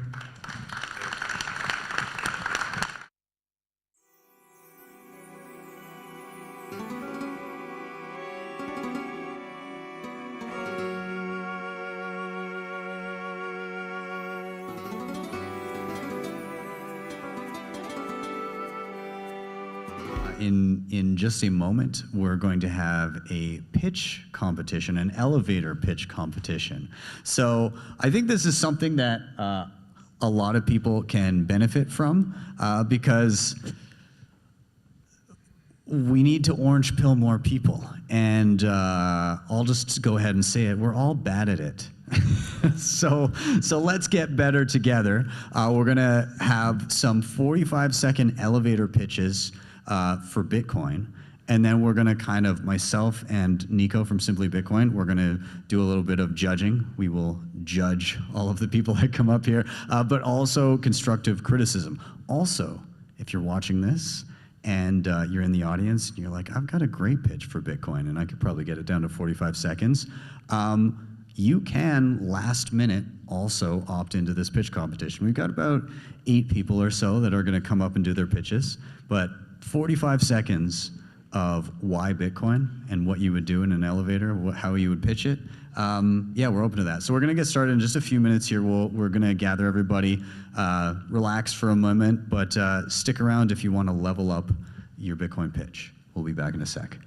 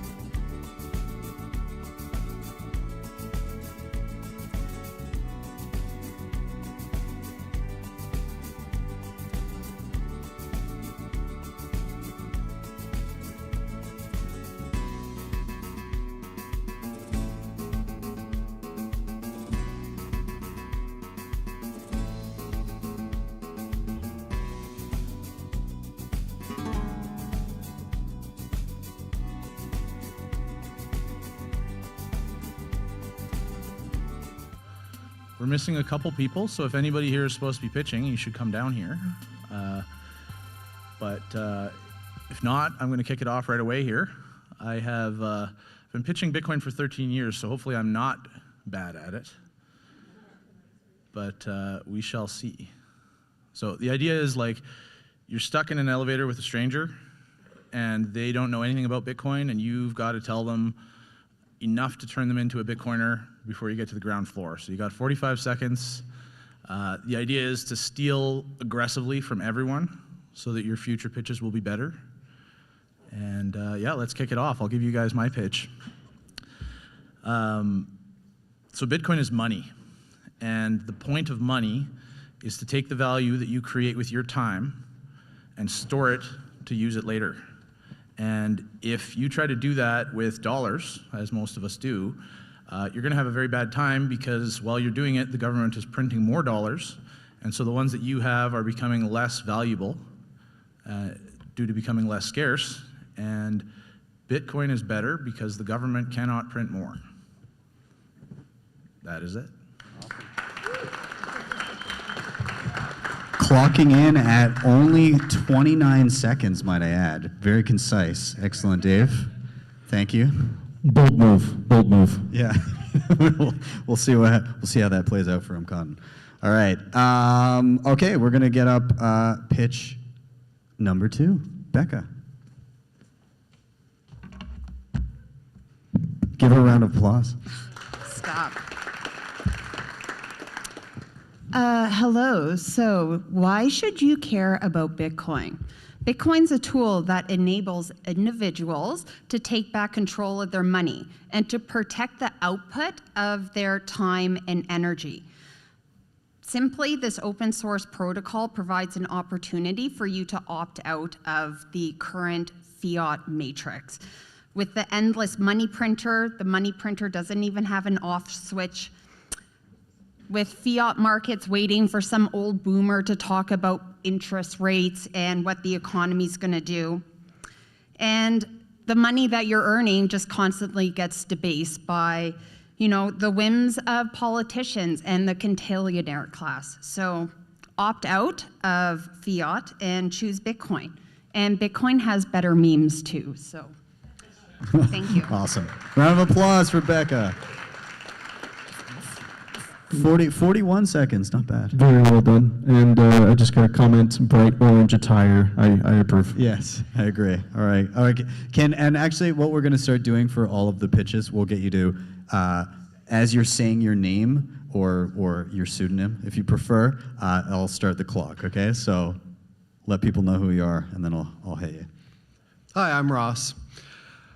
So the simple fact is that Bitcoin is the best money ever created. If you're Canadian, you might think in Canadian dollars because that's what the government said you should use.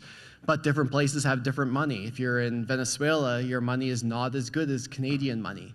If you're in different countries, they can do different things with the money. In Lebanon, they doubled the money overnight, which means everyone's money was worth half of what it was the following day. So Bitcoin is a money that no one can control, that you can take control of yourself, and in fact works better in almost every way that you can possibly imagine than your current money system that you're using today. It gives you back control of your life, and you can start with $1 a day if you want, or even less. You can even get Bitcoin rewards on some prepaid cards and not even put any money out and just get paid back in the best money ever created. Awesome. All right. Round of applause. All right. Went a little bit over the time there. We'll factor that into the scoring. All right. Subtract 2 points. Introduction, my friend. Hi, I'm Eric. When learning Bitcoin for the first time, there's 3 things you got to keep in mind. The first is you have to completely disregard anything to do with price. No speculations, no gains, no losses, no investments. Completely remove that from your mind. The second thing is that Bitcoin affects people more directly than the ones that are in this room. There's several billion people on this planet, and 60% of them or more don't have a reliable bank. Those are the people that see the immediate benefits of what Bitcoin offers. And the third thing is that Bitcoin is the first time that the entire planet can function off of a single currency. It's never happened before, and no one can control it or manipulate it. This is a difficult concept to grasp. It's like explaining an automobile to a population that rides horses. It takes time to learn it, and that's okay. Ooh, good timing. All right. Very well done. All Good right. strategy, breaking it up into 3 parts. Yes. Very interesting. All right, take it away. Hi, my name's Dakota. So Bitcoin was created by an engineer whose goal was to design the perfect money. It has 5 key attributes that no other form of currency has ever been able to meet in history. It's durable, it's portable, it's divisible, it's recognizable, and it's scarce. I'd also like to point out that there's a massive difference between Bitcoin and all other cryptos. Bitcoin is digital cash that you actually have the ability to print yourself. All other cryptocurrencies are either another version of some fiat central bank currency or just a Dungeons and Dragons game that got out of hand. And under time as well. All right. Okay. Hello, I'm Adam. I've also been pitching Bitcoin for about a decade, but I've never done a Bitcoin poem. And so this is my first Bitcoin poem. Money backed by energy, a threat to the fiat legacy. We are in control, the people rumble, and centralized systems tumble. Borders blurred and barriers broken, financial sovereignty awoken. Don't trust, verify, together we flock. The central bank can suck my keys.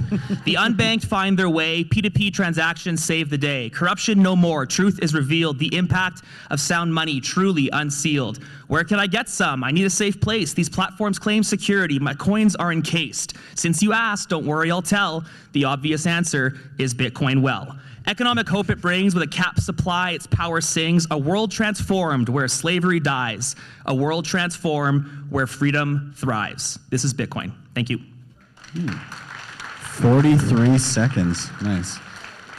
All right, who we got next? Come on. Yeah. Hi, everybody. Okay. Bitcoin is a digital asset that's decentralized. It means it's not controlled by a centralized authority or government such as the banks. The technology is blockchain, which is more transparent and secure than any other system we have today. All you need to get started is an internet connection, not even a bank account. Bitcoin is the best performing asset in the history of mankind. It made it to $1 trillion market cap faster than Facebook, Amazon, Apple, Netflix, Google, Microsoft, just to name a few. I came to realize banks are a Ponzi scheme. If everyone tried to withdraw their money from a bank right now, including the bank that you're in, you would have a risk of not getting your money back. That's scary. So I'd rather have an asset that no one can take from me and something that has a supply cap that cannot be artificially inflated at will, just like the Federal Reserve does with the money in your pocket. That's Bitcoin. Awesome. Perfect. All right. Come on up. A lot of great pitches there, guys, but I had the opportunity to talk to a real pro who has a different perspective and is outside the space. So he sent me a note. I'm going to just play it right now.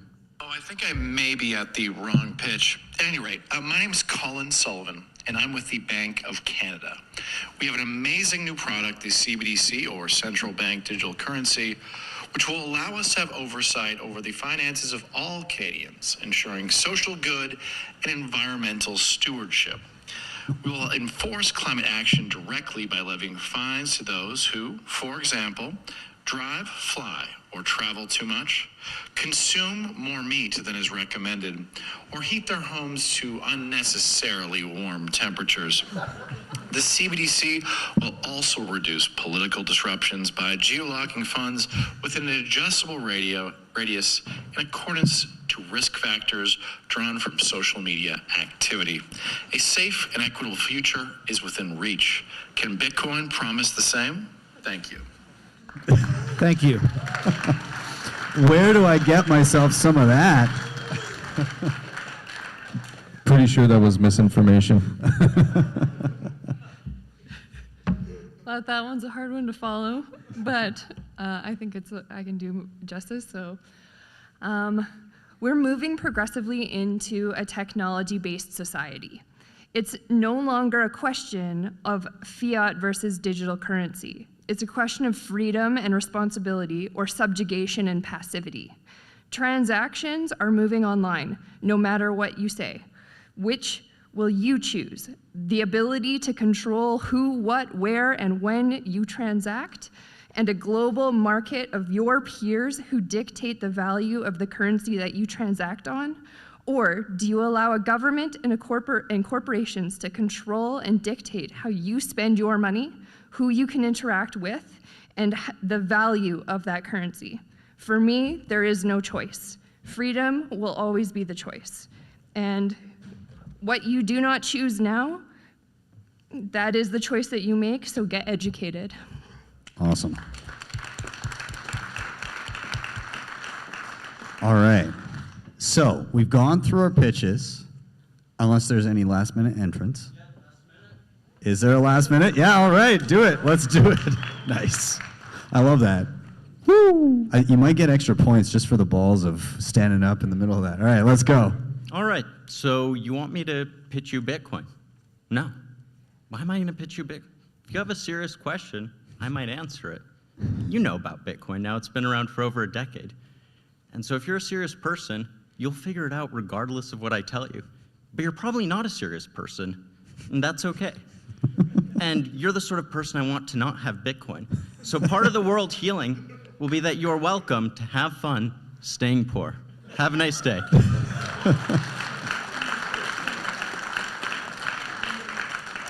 All right. Fantastic. The back of my head, I'm like, fuck you, I am going to get Bitcoin. Don't tell me what to do. Okay, so I think what we're going to do now is we're going to kind of chat through the pitches that we heard, okay? And so we're going to start with Dave's pitch here.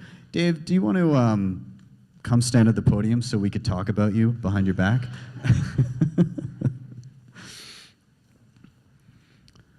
All right, so I don't know. Maybe I'll ask.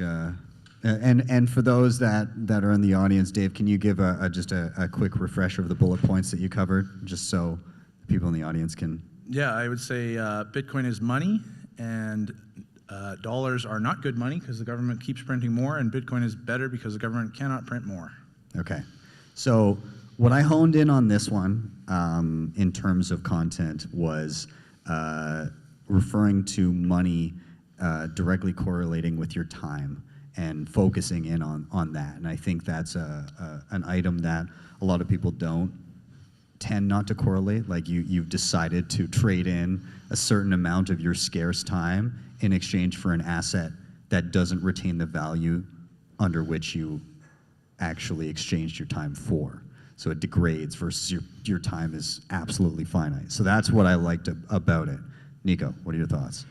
Yeah, so it was a 30-second pitch, and I think you summarized it perfectly, right? Bitcoin is better money, and why is it better money? Well, no one else can just print it out of thin air, right? That's what really resonated with me, and clearly you've been doing this for quite a while, 13 years. So 13 years of pitching people Bitcoin has led you to this moment where you said, look, it's better money, get on the train, I don't have time to convince you. Yeah, it has been a while, and I've got it down as short as possible, but I wanted to comment on everyone else's pitches. I thought the best ones were actually ones that would be really weird to do in an elevator.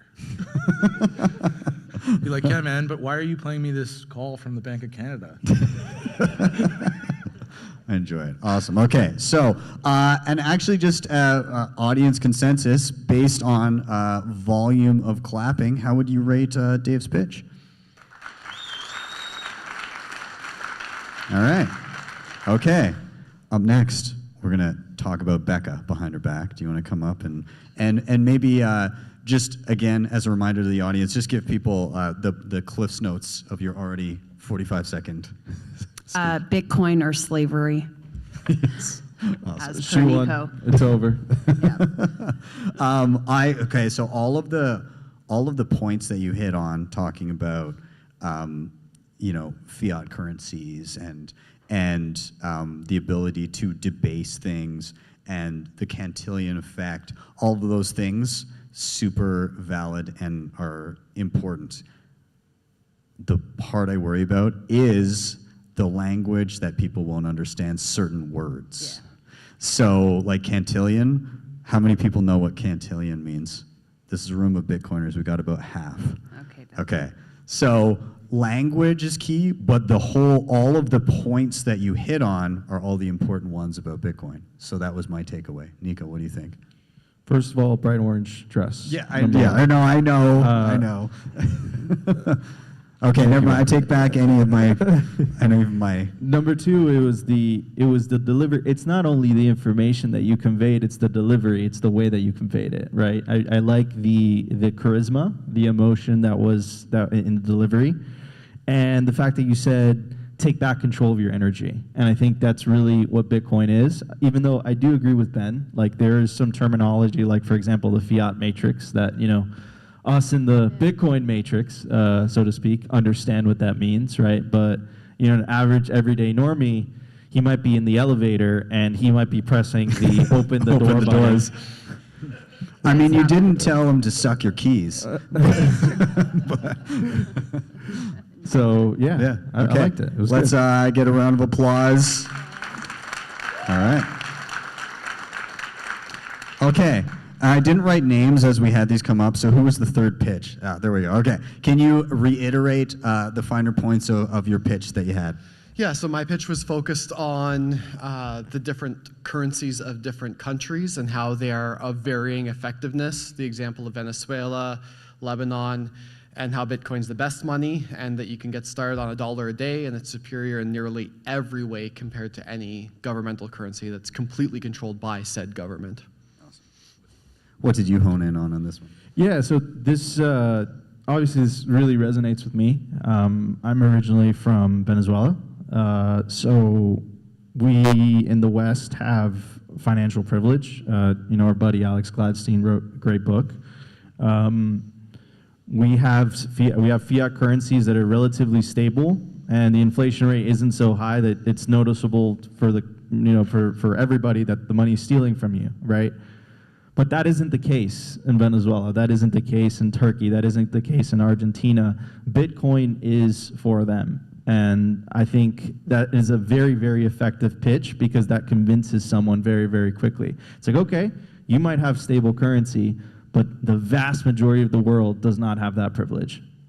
Yeah, I also kind of liked what you're getting at here was you appealed to the common knowledge or the lack of common knowledge that somebody may have. Like you said, oh, you may be used to the Canadian dollar, but did you know that other currencies in the globe are nowhere near, and like we already are struggling with inflation here, but did you know that other currencies in the world are struggling far worse? And that's the vast majority of them. We're in kind of the top percentile of performing currencies in the world comparatively. So I like that you kind of broke it down in that sense of here's what you know, but here's what you don't know, and this is the stuff you don't know is why Bitcoin's important. So I like that. Round of applause. Okay, awesome. All right, who was the fourth pitch that came up next? Here, you're right, Eric, okay. Here's what I liked that you said off the top. Ignore the price. I think everybody gets into Bitcoin, or not everybody, but a lot of people, especially in the West, they're gonna see it and the first thing they're looking at is the price.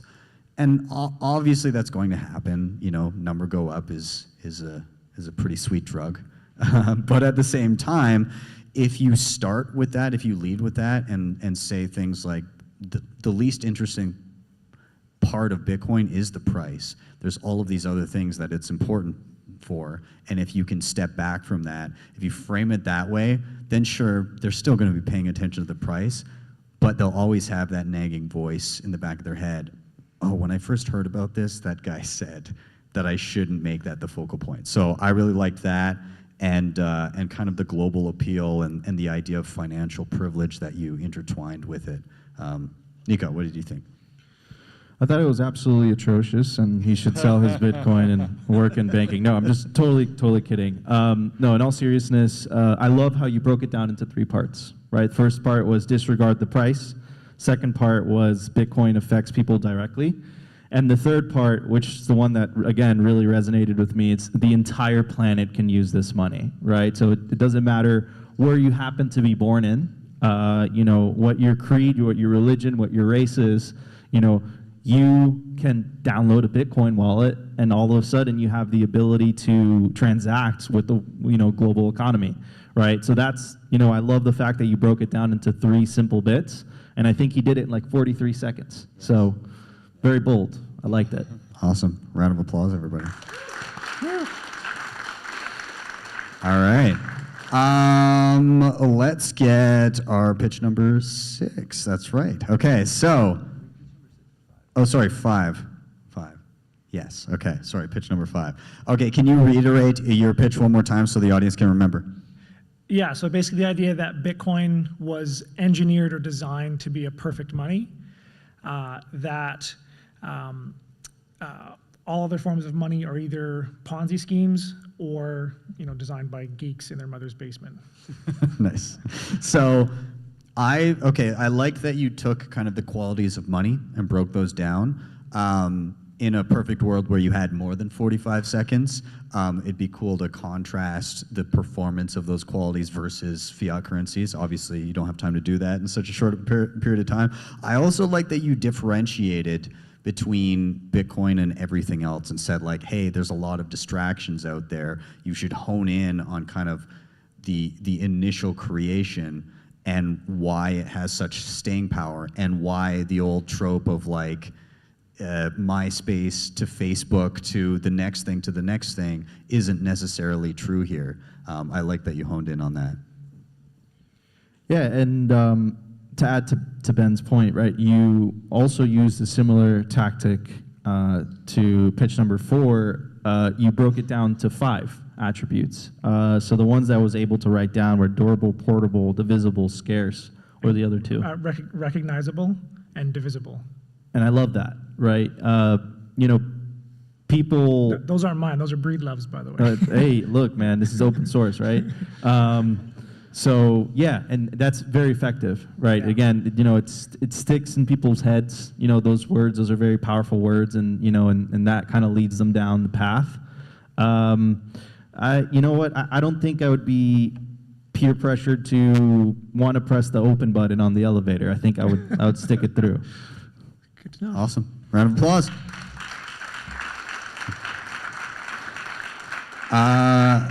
Pitch number 6, if I'm not mistaken. All right. Adam, can you reiterate what your pitch was? Maybe without reciting Just the say it entire again, thing. or Yeah. Can somebody lay a beat this time, perhaps? A poem about Bitcoin. Central bank can suck my keys, and Bitcoin freedom thrives. Awesome. Okay, so first of all, if I got in an elevator with you and you started doing a slam poem, I might be concerned, but I appreciate the effort. But you wouldn't be able to leave. That's true. I would have heard the entire thing by the time I got a ding, yeah. I love that you managed to cram in all of those points, plus tell somebody to suck your keys, plus give a pitch for your business, all in 45 seconds. Thank you. That was expertly done. And the rhymes actually were not too bad. I think you might have some flow there, my friend. Speaking of flow, I just need to know, how do I get a haircut like this? This is an accident. I don't know what happened. I don't know this guy, actually. I started making content and like out of nowhere, my hair just started doing this. I don't know what happened. I thoroughly enjoy that there's people in the room that legit have no idea why this is on stage right now, and I'm not going to tell you. Awesome. Any thoughts on the poem further? Welcome to pitch reviews in between 2 tips. Anyways, question number 1: did you use ChatGPT? My assistant, ChatGPT, and I were aligned while I was driving on the way to the conference here, yeah. I thought so. Okay, so to add to Ben's point, if you did that to me in an elevator, I would be like, what the fuck is going on? But in all seriousness, like music, poetry is a form of communication that just in regular conversation, it can't convey that type of emotion, right? So it's very, very powerful, right? And there's a reason that, you know, people memorize their favorite rap songs or memorize their favorite, poetry.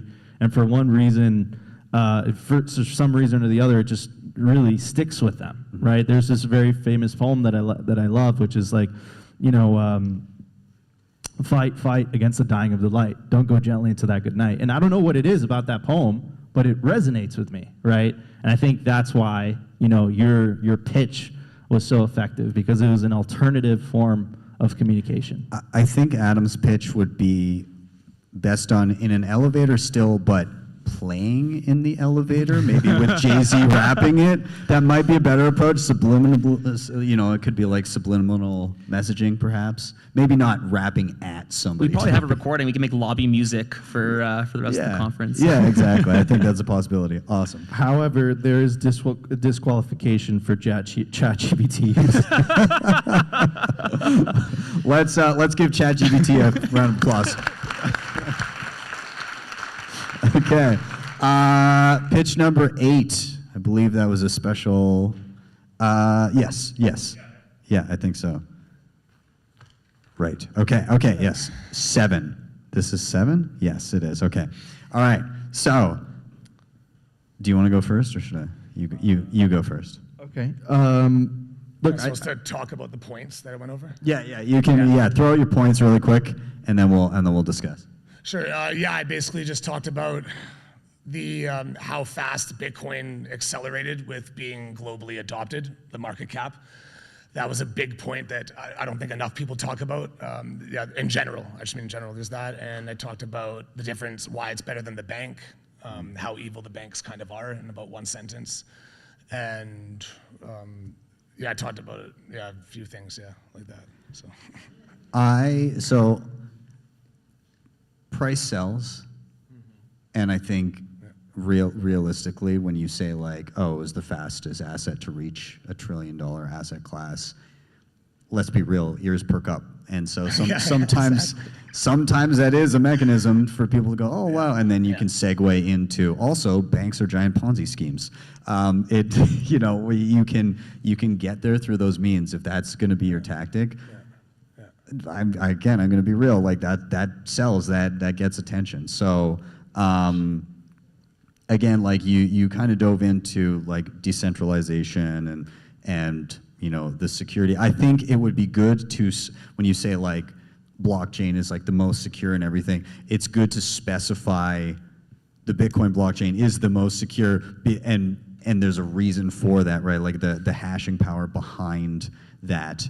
It's not just like blockchain is the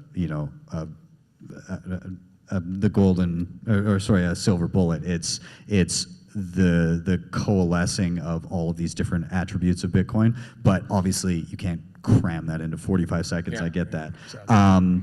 But I like that you touched on some of the attributes that are important about Bitcoin. You got attention with this thing is growing and becoming more and more important at a breakneck speed, and that the existing system is a giant Ponzi scheme. So, yeah. Yeah, and to add to Ben's point, right? If you got in an elevator with a random person and you basically started off the conversation with Bitcoin is the best performing asset, you know, the mankind has ever seen, like 99% of people are gonna be like, that is very interesting, right? Exactly. As much as, you know, we all ideologically are fans of Bitcoin and, you know, we talk about all the characteristics and all that stuff, at the end of the day, NGU technology is like the biggest converter. So I think that was a very, very strong point to kind of emphasize. And because that honestly, like that's what's going to convince most normies, right? That's what it's about. You come for the money, you stay for the revolution. Just don't give that pitch when we're at an all-time high, because your friends are going to hate you for like 3 years. Yeah, true. Yeah. Awesome. Well, let's give a round of applause. All right. Number 8. Who is number 8? That was the special phone call, I think, if I'm not mistaken. There we go. All right. Can you reiterate what that very important person on the phone said? So fortunate of us to hear from an esteemed member of one of our trusted institutions like that. Now, I've pitched hundreds of people in real life, but I won't pitch anyone who can't answer the question, what is money? And understanding what's wrong with money is, I think, the key selling feature to understanding what's right with Bitcoin. Because you have no frame of reference, you can't really tell what's great or different about Bitcoin. I loved the, I did love the clip there. You're right, you're giving that frame of reference of, what is the system that I exist in right now? Those don't sound like great qualities that I want. And so I think the tactic of, people need to understand the system that they're in, at least partially, before diving into Bitcoin, especially for the reasons that a lot of us value. You need that prerequisite knowledge to really get why it's necessary and why we're at the place we are. So that's what I appreciate about it. Yeah. If you're in an elevator and you pretended like you were just on the phone call, and that seems perfectly normal, and that was playing, I think by the end of that ride, a person would be like, I should probably buy some fucking Bitcoin. Yeah, look, central bankers kind of do the job for us. Continue with the clown world. Jerome Powell trying to explain 2% inflation, or Christine Lagarde blaming inflation on the weather. Or Beyonce. The Beyonce one you didn't really get into earlier, but that's a hilarious. Beyonce, Taylor Swift was one as well, right? So it's like, just let them do them. This esteemed Canadian central banker did a great job. Yeah. As broken as fiat is, this CBDC they're trying to pitch right now is like horrifying. Yes. And that needs to be understood, because they're not joking. I mean, you can go on the Bank of Canada's Twitter. They're talking about it as much as they can get away with. And it's scary if you don't have an alternative. Yeah. I think to kind of fully encapsulate this one, what you've effectively said is that all of our pitches are obsolete because our central banks are going to pitch Bitcoin for us, is my takeaway. So I like that. Well done. Yeah. Let's give a round of applause for the central banks. All right, pitch number 9. Oh, 8. No, that was 9. No, yeah. 9 now. Yeah. Yeah, that's me. We're good. All good. Okay, Lanny, can you reiterate some of the finer points? You might need to pull the mic down a little bit closer to you, because Can you hear me? height. Yeah, I'm a little girl. It's okay. Well, I didn't really finish strong, so I'll finish strong now, which is basically you have to make a choice, or the choice will be made for you. It's coming no matter what. So that's kind of the main theme. I agree. All right, Nico, what are your thoughts here? I mean, she basically said my motto: Bitcoin or slavery, right? I think she broke it down perfectly. Like, whether people like it or not, we're a tech-based society. They're trying to get rid of cash. Everything's going to be online, and it's a little bit obfuscated right now in this transitionary period. But you're going to have to pick between a central bank digital currency future or a Bitcoin future, and those are the two choices ahead of you. And make no mistake, they're full steam. What pitch number 7 said. Number 8, they're gonna push this down our throats, like whether we like it or not. So you're gonna have to choose. Is it Bitcoin or is it slavery? I also liked that you intrinsically tied together both freedom and responsibility, because you can't get one without the other.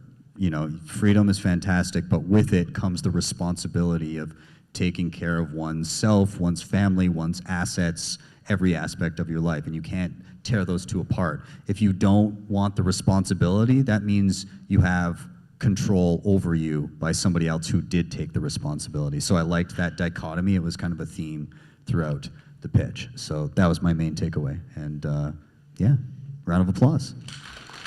Thank you. Okay. Pitch number 10.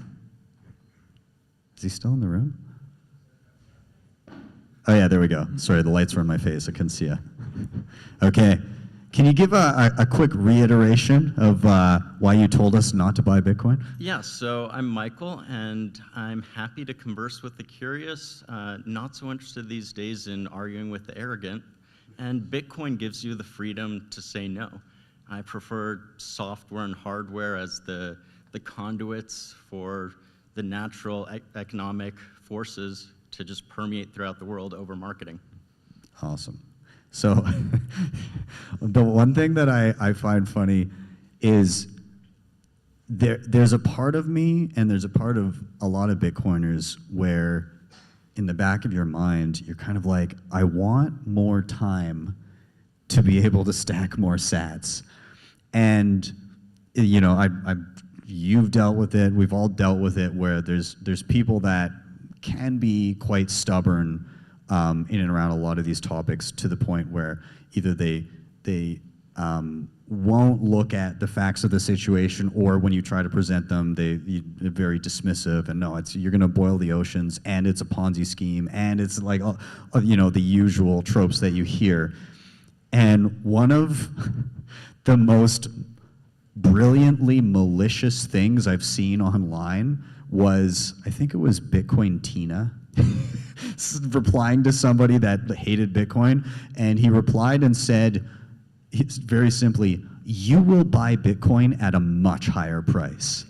And what that does is it financially ruins that person, because they will stubbornly hang on to the idea that, no, I will not. And the price then goes up a lot, and they think, no, I'm not going to buy it now. Of course not, because that dickhead told me I would buy it at a higher price. No way I'm going to do that. And it's going to go up. And until that person gets humble, then they will buy Bitcoin at the price they deserve. So your pitch, while not being a pitch, it kind of maliciously allows you to stack more sats. And for that, I appreciate it. Nassim Taleb, yes. Peter Schiff, just to name a few. Look, man, I think you said the most powerful phrase, I think, that gets under anyone's skin, which is, you know, buy Bitcoin or have fun staying poor. I've been doing this for quite a bit, and you know, you get to a point where if someone doesn't believe it, you just like, I don't know how to, you know, Satoshi's quote said it best. It's just, I don't have the time to convince you. You know, it's like, look, you either jump on the train, or you're going to end up jumping on the train a little bit later, and you're going to have less sats for it, you know? So buy Bitcoin or have fun staying poor. Awesome. All right, let's give a round of applause. Myself and Nico are going to momentarily converse without microphones pointed towards our faces, and we're going to come perhaps to a bit of a consensus as to what we think. So give us 1 minute here. We'll converse with our backs to the audience. Bro, I don't know what we're going to do. They're all terrible. Oh, I don't know. It's just so bad. Just, like, is there anything to salvage here? I don't know. Maybe we just tell them a random number. You go do a pitch. We'll say it's a last-minute entry. No, we're legit going to decide now. Okay. Do I get it? Do I get a cold card?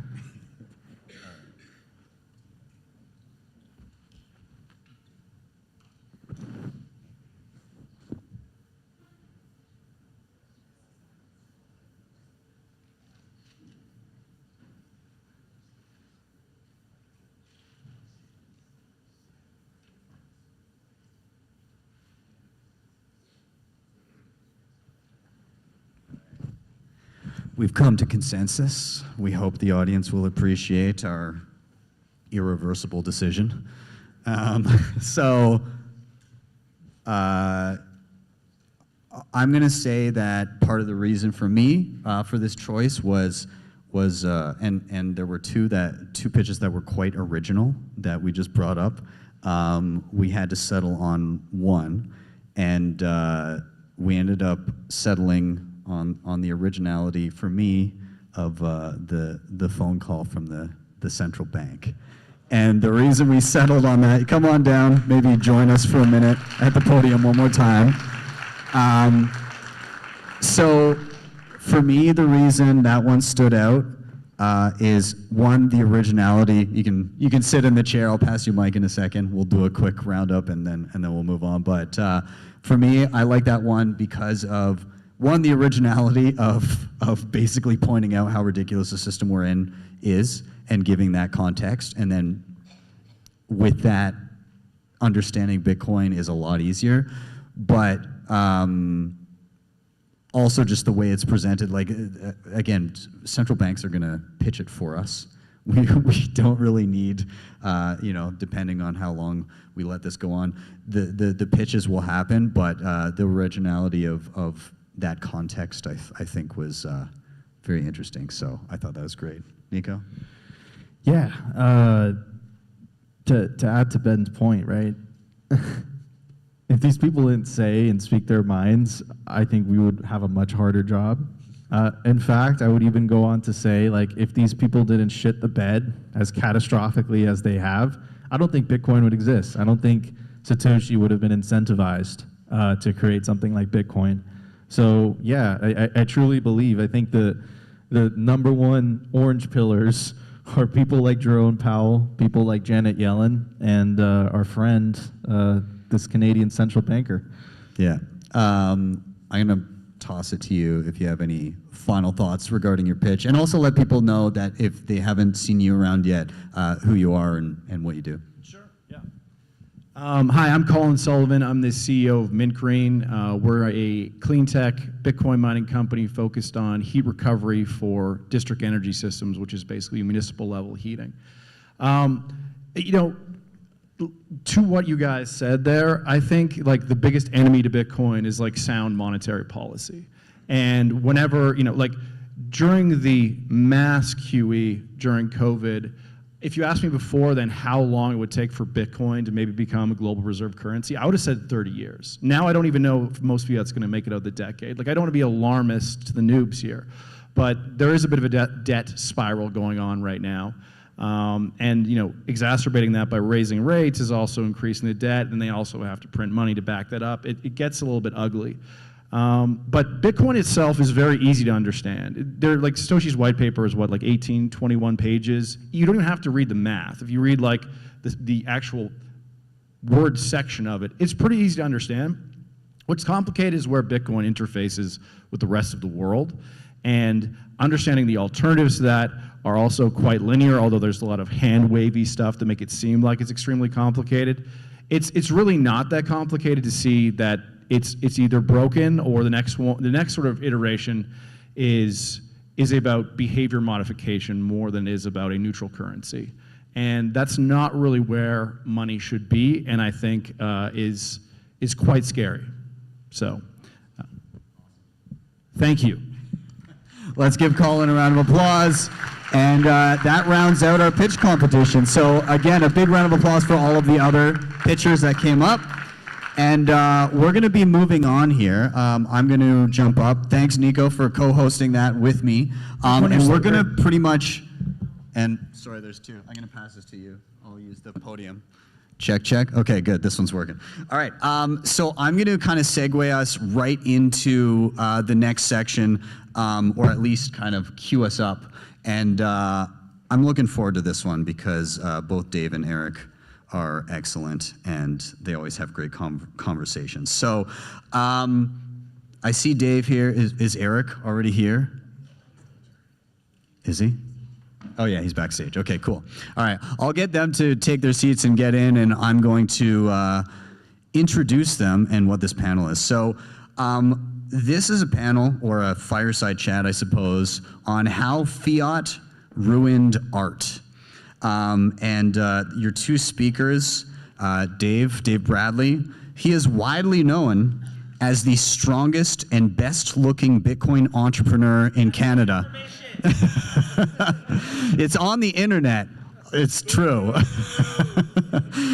So you can check his website, bitcoinbrains.com, and it definitely attests to that. Also, he actually has on his website, and I'm not even kidding, he has a quote from Danielle Smith saying, "Dave is very handsome." so that is forever.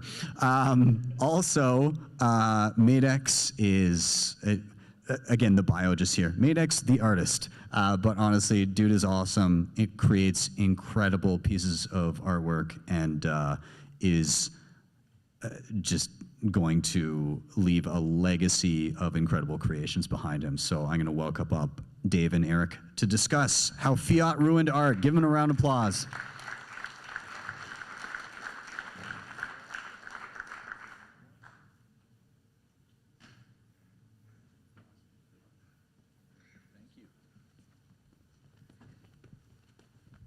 You can Thank clap you. now.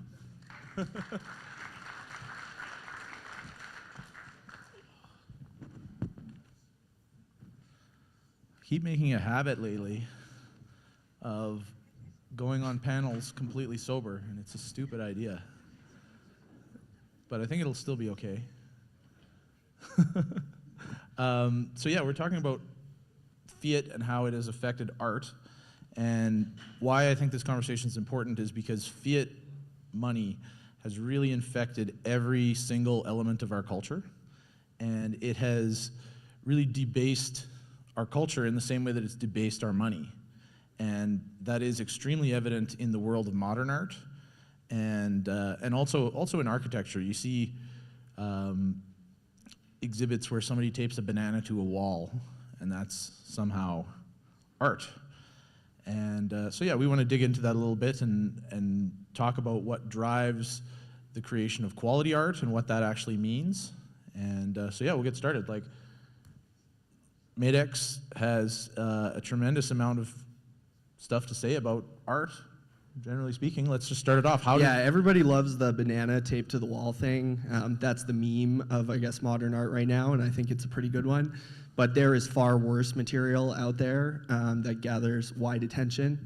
One of my particular favorite examples is an artist dug a hole in the center of an art gallery in New York City with jackhammers and shovels, and dug into the ground and just made a huge mess. And then they sold the act of digging the hole at an auction for around $400,000. And then the man who purchased the $400,000 act of digging a hole, part of the deal was he had a giant mansion in Bel Air, and the artist came to his private home and jackhammered a giant hole through the entranceway floor. This feature was added to the $400,000 cost, and because of course it went over budget, they didn't really know what kind of tools they would need to get through the solid marble they had to smash. And we had another recent one I saw was buckets of sand tipping over, which I think is quite remarkable. This act was also sold. The whole market is completely out of control. And why? Well, because there is a scarcity due to the fiat system of talented creators and people who have real ability to make magnificent things. And there is a demand because of who we are and what we are as human beings for beautiful work and for beautiful creations. So the supply is short, and there's a lot of money that is hungry for it. And so what we have to do is just invent, and we have to sell art with paragraphs and paragraphs of garbage to feed the demand. Yeah, so you mentioned the scarcity of art, and one of the common uses that we see for art is actually as a store of value. That's been for a long time something that the wealthy use to essentially escape inflation, because art will appreciate at a pretty consistent rate over time. How much of that do you think is driven, that scarcity, that demand for high quality works of art, how much of that do you think is driven, much like the NFT space, by just money laundering? All of it. 95%. I mean, what happens is how does money laundering work? You have the laundromat where people go to wash clothes. So there's the small amount of people that go to wash clothes and use the laundromat, and then there's everyone else who uses it for its actual purpose. And that's the entire art market as it is. That's the primary business of Christie's, of Sotheby's, of Gagosian, of all these major mega galleries. They are just moving capital around. And I mean, it comes entirely from just the fiat melting away and not being able to have not being able to exchange value in a reliable way, and so you have to find other means of doing so, and art is a very convenient one because the cost is very low. So for the banana taped to the wall, or in a lot of cases we have canvas with just paint splattered all over them, the cost to make that is very low, and all you need is an autobiography written about the artist pumped to a couple elite circles, and you can effectively inflate the price. Also, the galleries will trade artwork between each other, much the same way that we saw in the whole NFT world. There's just a lot of fake sales that happen to inflate the value of art, the perceived value. So it's an advanced racket, but what's at the core of it is a product, and we need more crap product to make this machine work, because we're trying to run the same game on a marble statue that took 50 years to carve. There's just too much time and capital invested to create that, so it's not an effective vehicle to be moving that money around. Yeah, I wanted to ask a little bit about the concept of objective beauty. And, you know, if people from Europe go to Japan, they want to see the old buildings. And when people from Japan go to Europe, they want to see the old buildings. And nobody really wants to travel to see the buildings that they build now, because most of the buildings they build now look like shit. Toronto. Yeah. They look like Toronto. And do you think that's something that Bitcoin can help us get back to? Is this like market forces applied to find those concepts of objective beauty? Yeah, so as many of us in the room know, Bitcoin makes you conscious of the future. It makes you think into the future. So the great example that is obvious is the cathedrals. The men who began construction on these cathedrals knew they would not be completed for thousands of years.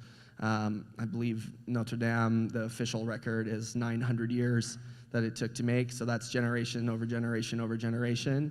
And the people who created this had a long-term vision. Fiat eradicates the long-term vision for everything, and it is so effective at destroying long-term vision that it has people destroying their own families, which are right at the front line. So if you can't even keep your family together, you're not looking into the future thinking about what can exist. So Bitcoin, as we know, changes the incentives completely, because your incentive is to hold on to the money today, because every purchasing decision you make is opportunity cost on gains in Bitcoin in the future. So everybody becomes a lot tighter with their capital, and a lot less willing to fund really anything, because whatever is willed to exist has to be so good that we as Bitcoiners are willing to sacrifice the future gain of Bitcoin in order for that product or that monument or piece of art or whatever it is to exist. So just from the change in incentives that Bitcoin provides, we absolutely, even now we can see it. Like I say with my work that like if I'm going to sit there and ask Bitcoiners to give me Bitcoin, I better have something worth that Bitcoin.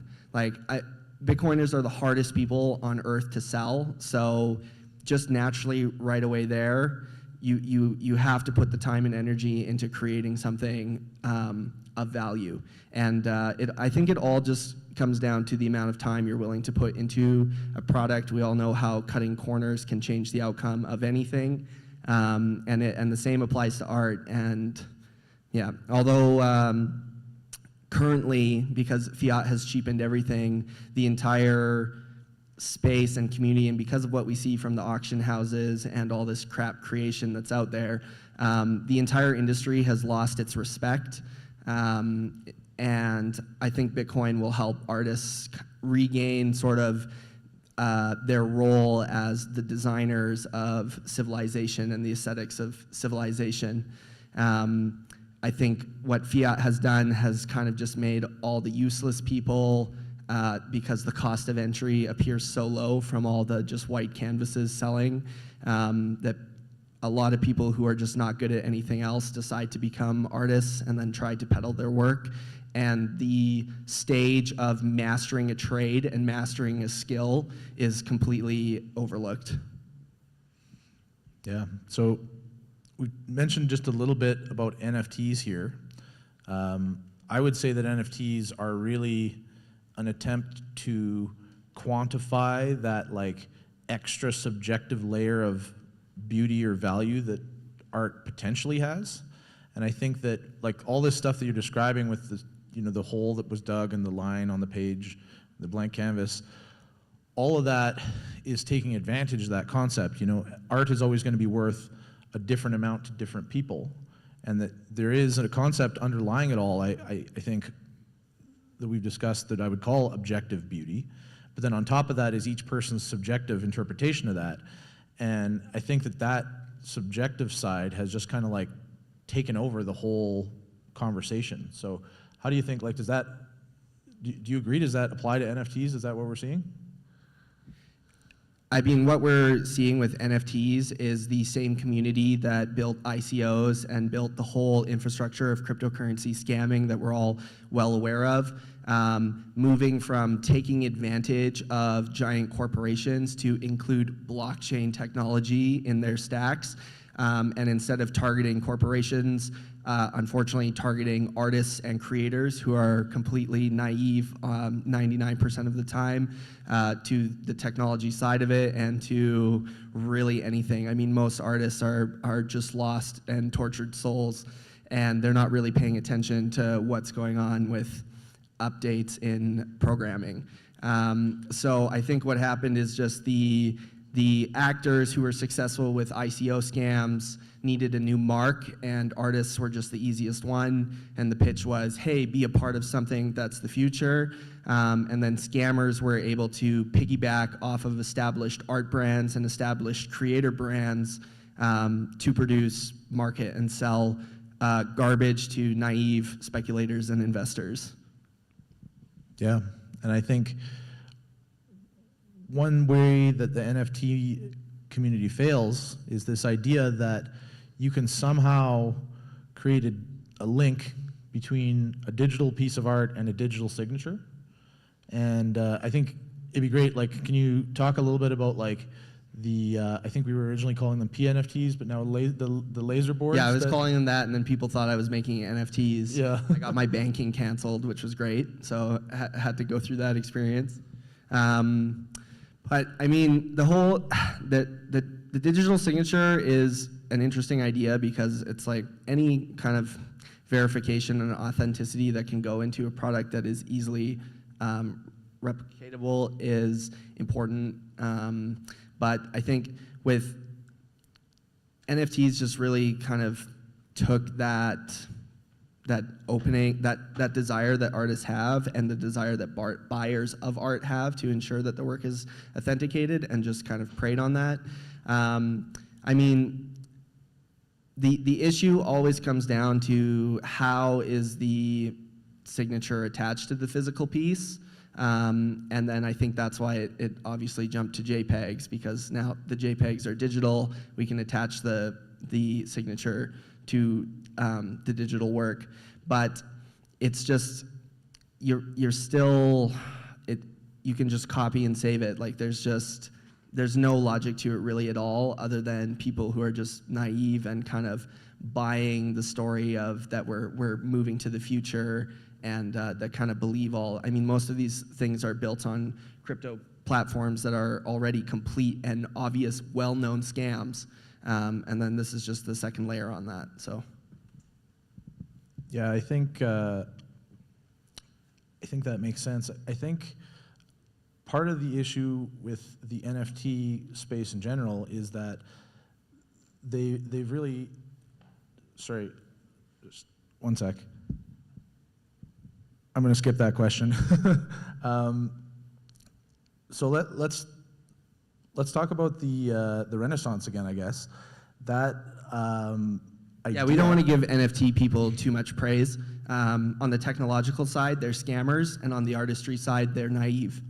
Yeah, so I think talking about all the creation of these old buildings and all this old art that people always want to see, we've got this situation now where we've got some Bitcoiners that have started to accumulate some wealth, and I see some parallels to sort of the Renaissance times where you had these wealthy patrons like the Medicis or whoever else was out there funding and sort of facilitating the creation of great works of art with a long-term time horizon in mind. Do you think we're going to see that now? Do you think we are seeing that now? Yeah, I think we're starting to, but on a very small scale. There isn't like a 900-year time horizon yet. But I think that's just because Bitcoin is obviously very young. We're all very, very early here. I mean, everyone who's gotten into the space knows the I could have bought when stories, and one day, 10 years from now, we're going to be hearing the I could have bought today stories. So this is a very, very young, anyone who's coming into this currently is still primarily focused on the opportunity gains in Bitcoin. But certainly I'm seeing, and I've been in contact with, I guess, what you'd call whales that want to see certain projects come together. But now we have sort of a labor shortage and a idea shortage, a great idea shortage, because we're all coming out of this fiat world where everything is just so cheap and everything is single use. Even things that are supposed to not be, like the blender you buy. It's pretty much a single-use blender. You might get to spin it like 30 or 40 times, but then it's done, versus some of the hardware and other technology that was created 25, 30, 50 years ago that still works perfectly. So what I'm expecting is more artists and like what my primary goal with InMadeX is that people see that there is a market for Bitcoin art, and that artists who are not Bitcoiners see that they have a niche that they can channel some of their creative work into, and then that also ends up red pilling them or orange pilling them. And I think the more creative and artistic talent that comes into Bitcoin, the more we're going to see those sorts of long time horizon projects, and also just really, really cool stuff being made. But right now, there's just nobody to make it, and the opportunity cost on spending Bitcoin today is too high. In the past, like we laugh about this a lot, just the amount of coins that Dave and I have flailed, and a lot of the other people who have been here for 10 years, like hundreds of millions of dollars just lost. I think the losing your coins hopefully is over for the most part now, and that in 10 years, the same sort of financial dynamics that we're seeing from somebody who first bought Bitcoin in 2012, but then flailed a wallet with 470 Bitcoins in it, is just not, and then now if they had that wealth today, what would they be doing with it? I just don't think we're gonna hear those kind of stories anymore. I think people who are buying Bitcoin today, Bitcoin has stabilized enough that you can see it's not going anywhere and it will survive. And so the risk is significantly lower. And then also just the education. I mean, Ben alone has done so much for people to not lose their fortunes. So 10 years from now, I think we're really going to see this Renaissance stuff come into play, because the same sort of 100x dynamics from 10 years ago today will exist, only this time all the OGs didn't fucking flail their coins. Yeah, so speaking of great ideas and long time horizons, I came up with this idea on a panel at the Canadian Bitcoiners Conference, but I think we need to build a 700-foot tall bronze statue of Satoshi. Yes. Okay. Then who will build it? Who will fund it? Where will it be? The answer for me is private land, so that's the first step. And these are the sort of things that are coming together. There's been some chatter, like I'm closely connected to the top artists in the Bitcoin space. I believe I am the top artist in the Bitcoin space. And we're bouncing these ideas around, but like I said, it's just a little bit early, but it'll accelerate and it'll grow exponentially. And it's really exciting. We're gonna see some really incredible things built over the next 10 years, outside of all the regular industry stuff that we all know Bitcoin takes care of. It will just beautify the space because of everybody's minds changing to long-term thinking and the fact that we all inherently in our hearts care about organic, real, long-lasting. We want to be connected with our environments, and it's just, there's demand, so. Yeah, I would agree with you. I think everybody should check out Madex's art on the main level there. Everyone should buy one. It's a very bad decision not to have one. Before we wrap it up, can you shill, like, who are some of the other, you mentioned the good artists in the Bitcoin space. Who else would you shill? Okay. Anyone else who's myself. good? So I guess, I mean, it's a difficult question for me to answer because I don't want to be an asshole, but I talk to Crypto Graffiti obviously quite a bit, and he's always up to interesting things, and I've been speaking with him privately about some certain monument work coming together, and yeah, thanks Dave for that. Now I look like a dick. I love what Brecky's doing. He's really putting the energy into stone carving. I had the opportunity to visit his studio in Los Angeles, and he's fresh into it, so it's going to take a while. But just putting in, like, I'm long on Brecky for sure. His stuff is great. But what I think what I'm most excited about is new artists coming into the space that don't yet know about Bitcoin, that are currently working on who knows what. I mean, you guys, it's very, very difficult to find skilled tradespeople who are also intensively creative.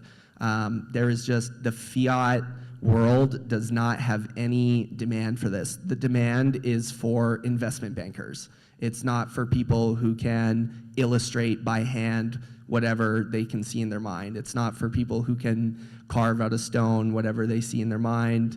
And obviously, architecturally, the incentive is to get the building built as fast as possible, so that you can escape inflation and scam. I won't get into that, but all of Toronto basically is a Ponzi. Yeah. If there's one takeaway from this whole panel, it's that Toronto sucks. But if you are there is one place worth going, which is Barbarian's Steakhouse. They have a wine menu with $1 wine. Oh no, that was the page numbers. Yeah, there's 150 pages of wine. And yeah. So if you're in Toronto, go there. But probably just don't go to Toronto. All right, that is it. Let's wrap it up. Thank you very much. Yeah, thank you guys.